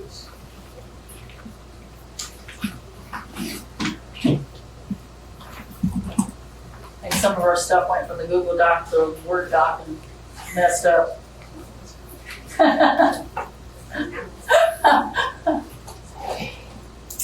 So once it's in the Word document, we'll have to make sure we have everything. Do you guys have any clarification questions? Good. I think we're all right. And the only other thing I thought of too was when we were talking about, I forget where it was, but when they made the page 5, you may want to change, since we didn't change it either, you may want to call it the student progression plan, if that's what we now call it, instead of the pupil progression plan. I swear the state does that just to make people update documents. That's what it feels like. Pupil, not an okay term? I mean, it's like, Or is it like a laboratory? Not commonly used in.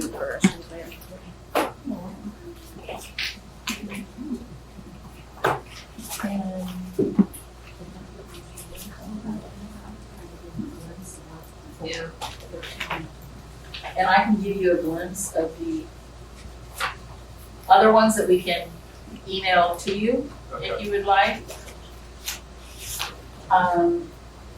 Section 4 is the section on association and teacher rights, which was only on the very last section, well, almost the last, is section 10.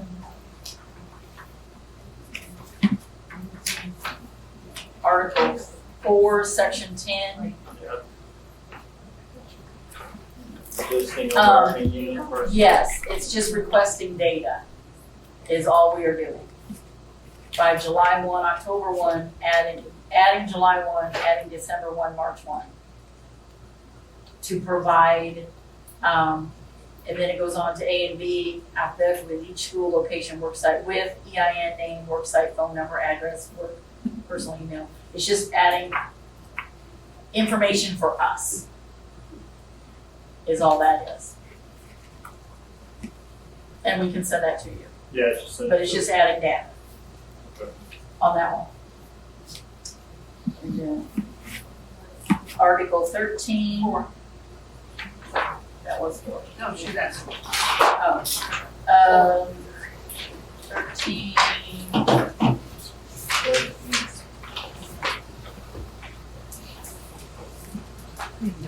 Is teacher evaluation, and I think some of this is just clarification too. What, sorry?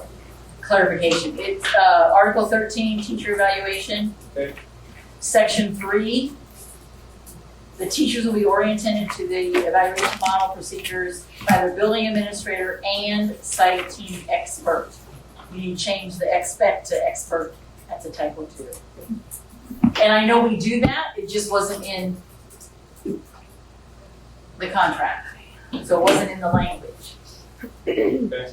So I know there's a team expert. Yes. So it's just adding that language in there on that page. And I think there was a typo.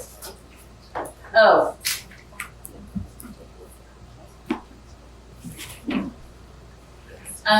Section 6 at the bottom, 6A. How many representatives do we have? Last time it was 9 and 9. 9 and 9? Okay. All right. That's what I recall. I came over last meeting and make sure that's what I. Okay. I think that's what it was. Yeah. Section 6A. Again, that was just adding how many representatives. Adding how many? You said 9, right? So that was just wanted to clarify that. And then section B, teacher evaluation instruments for all bargaining units. Employees will be those forms agreed to by both parties as set forth in the team district approved plan, and these forms can be found in the appendix. We were thinking that they should be in here, in the appendix. I don't know. The evaluation forms.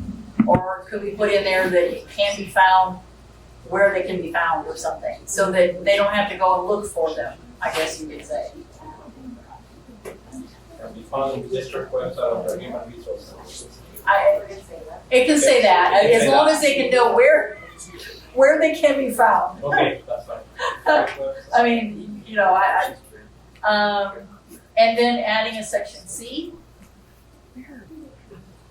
Each school worksite should have one teacher designated as a site team expert.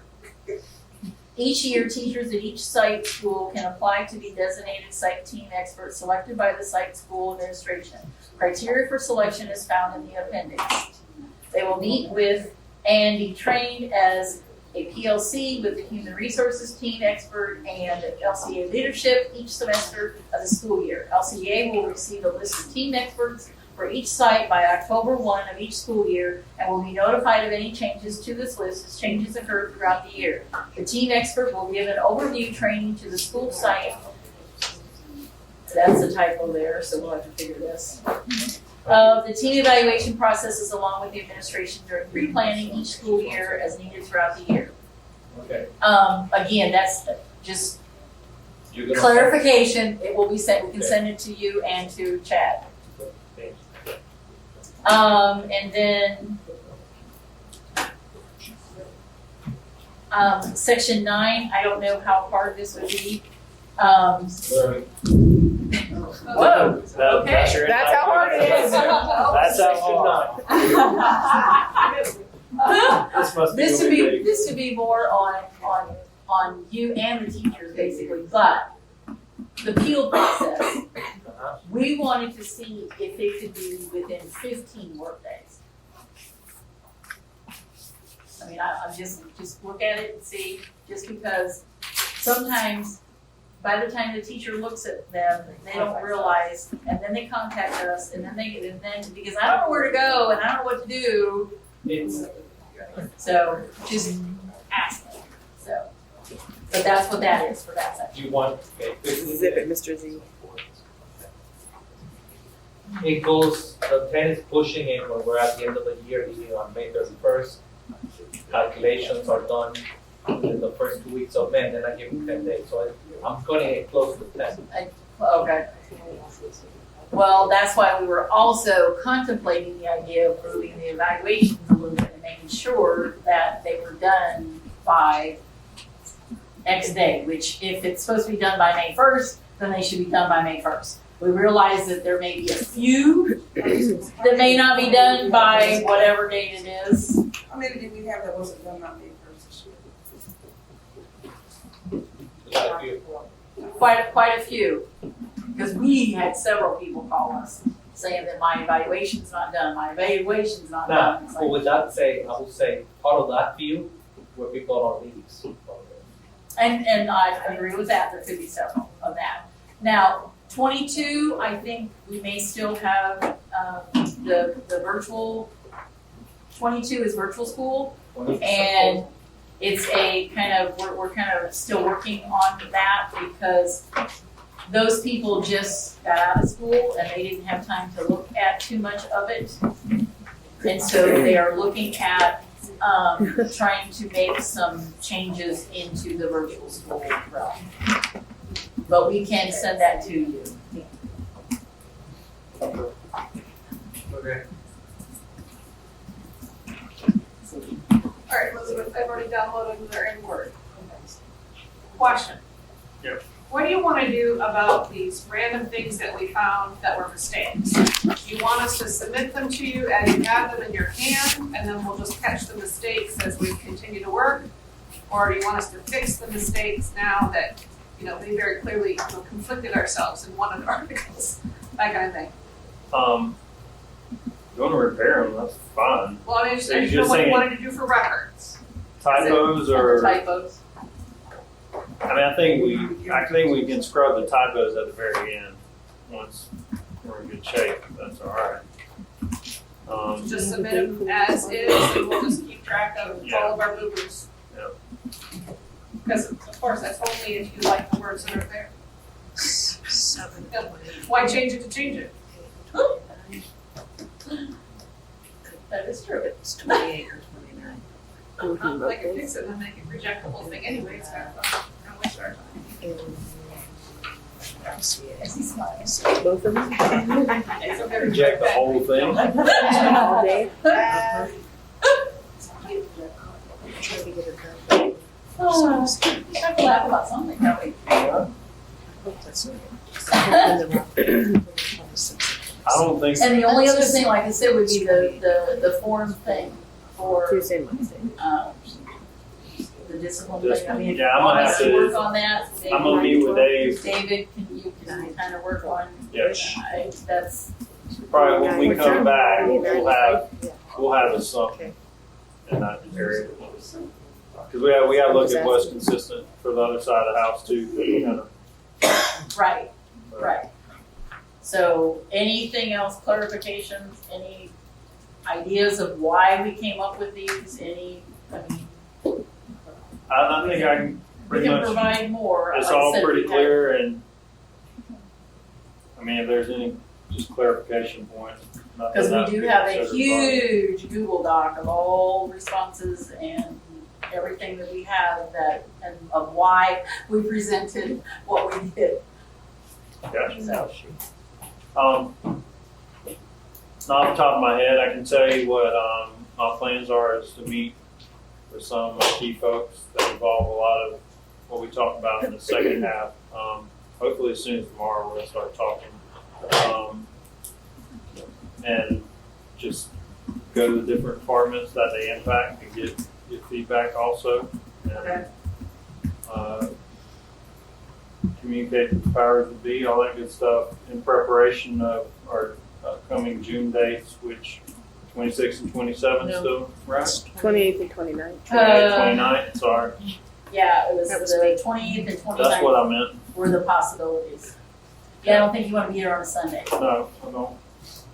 So, are we still on for 28th and 29th? Sounds good. I basically have kept them open just because, so whichever day or whatever, or We do both, both? I don't know, whatever. you- I'd like to calendar both, just so we can make sure we're getting things done. Okay. And I believe we said those two back-to-back days would be at y'all's place, right? That's fine. Trying to think. Yeah, that should be fine. So, 9 to 3.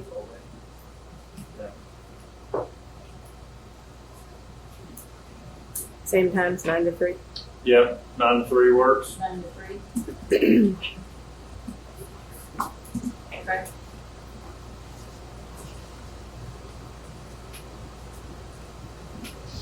And we will go back and we will look at what we have. If you could send us did they send the synopsis? I haven't even looked at my, I know you guys are on your computer, but I. We'll look at how we can package what was presented on the differentiated pay Okay. and send that to you guys, and then we'll, along with that, the compensation proposal. Okay. And then we'll prepare to, at the next meeting, to counter propose the language, or the flip flop. So, Okay. That will work. we're done? Do we still have July 28th held too? Just checking. 28th. That won't work. Yeah, Yeah. we've got a principal's business meeting that day. That's why she left. So no. And then lunch and late again of the week. 26th and 27th. 26th and 27th, yep.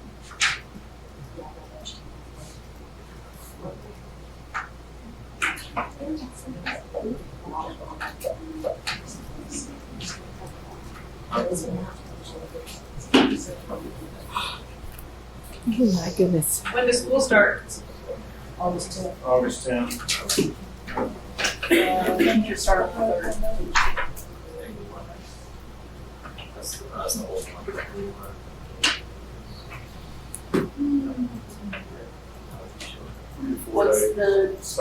What's the Monday? The week the 25th? teachers come back. Yeah.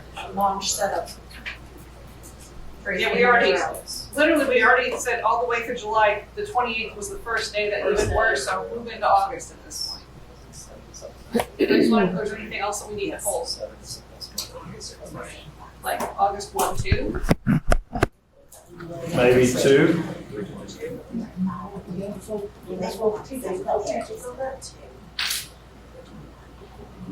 I think I'm gonna be honest with you, as far as my team goes, at that point, whatever we've got left, they would probably have expressed everything they need to express on them. So if whatever the later day is, I know these guys are in a totally different boat by then. Same as your folks, so. Well, then having those 2 days in the end of June back to back gives us time in the evenings to go and work and bring it back the next, we're gonna clean the decks pretty good. I think we're gonna feel pretty good coming out of those 2 days, hopefully.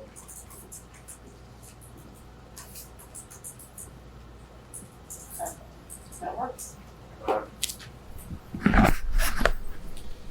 right, that concludes bargaining, 2:56. Thank you, guys.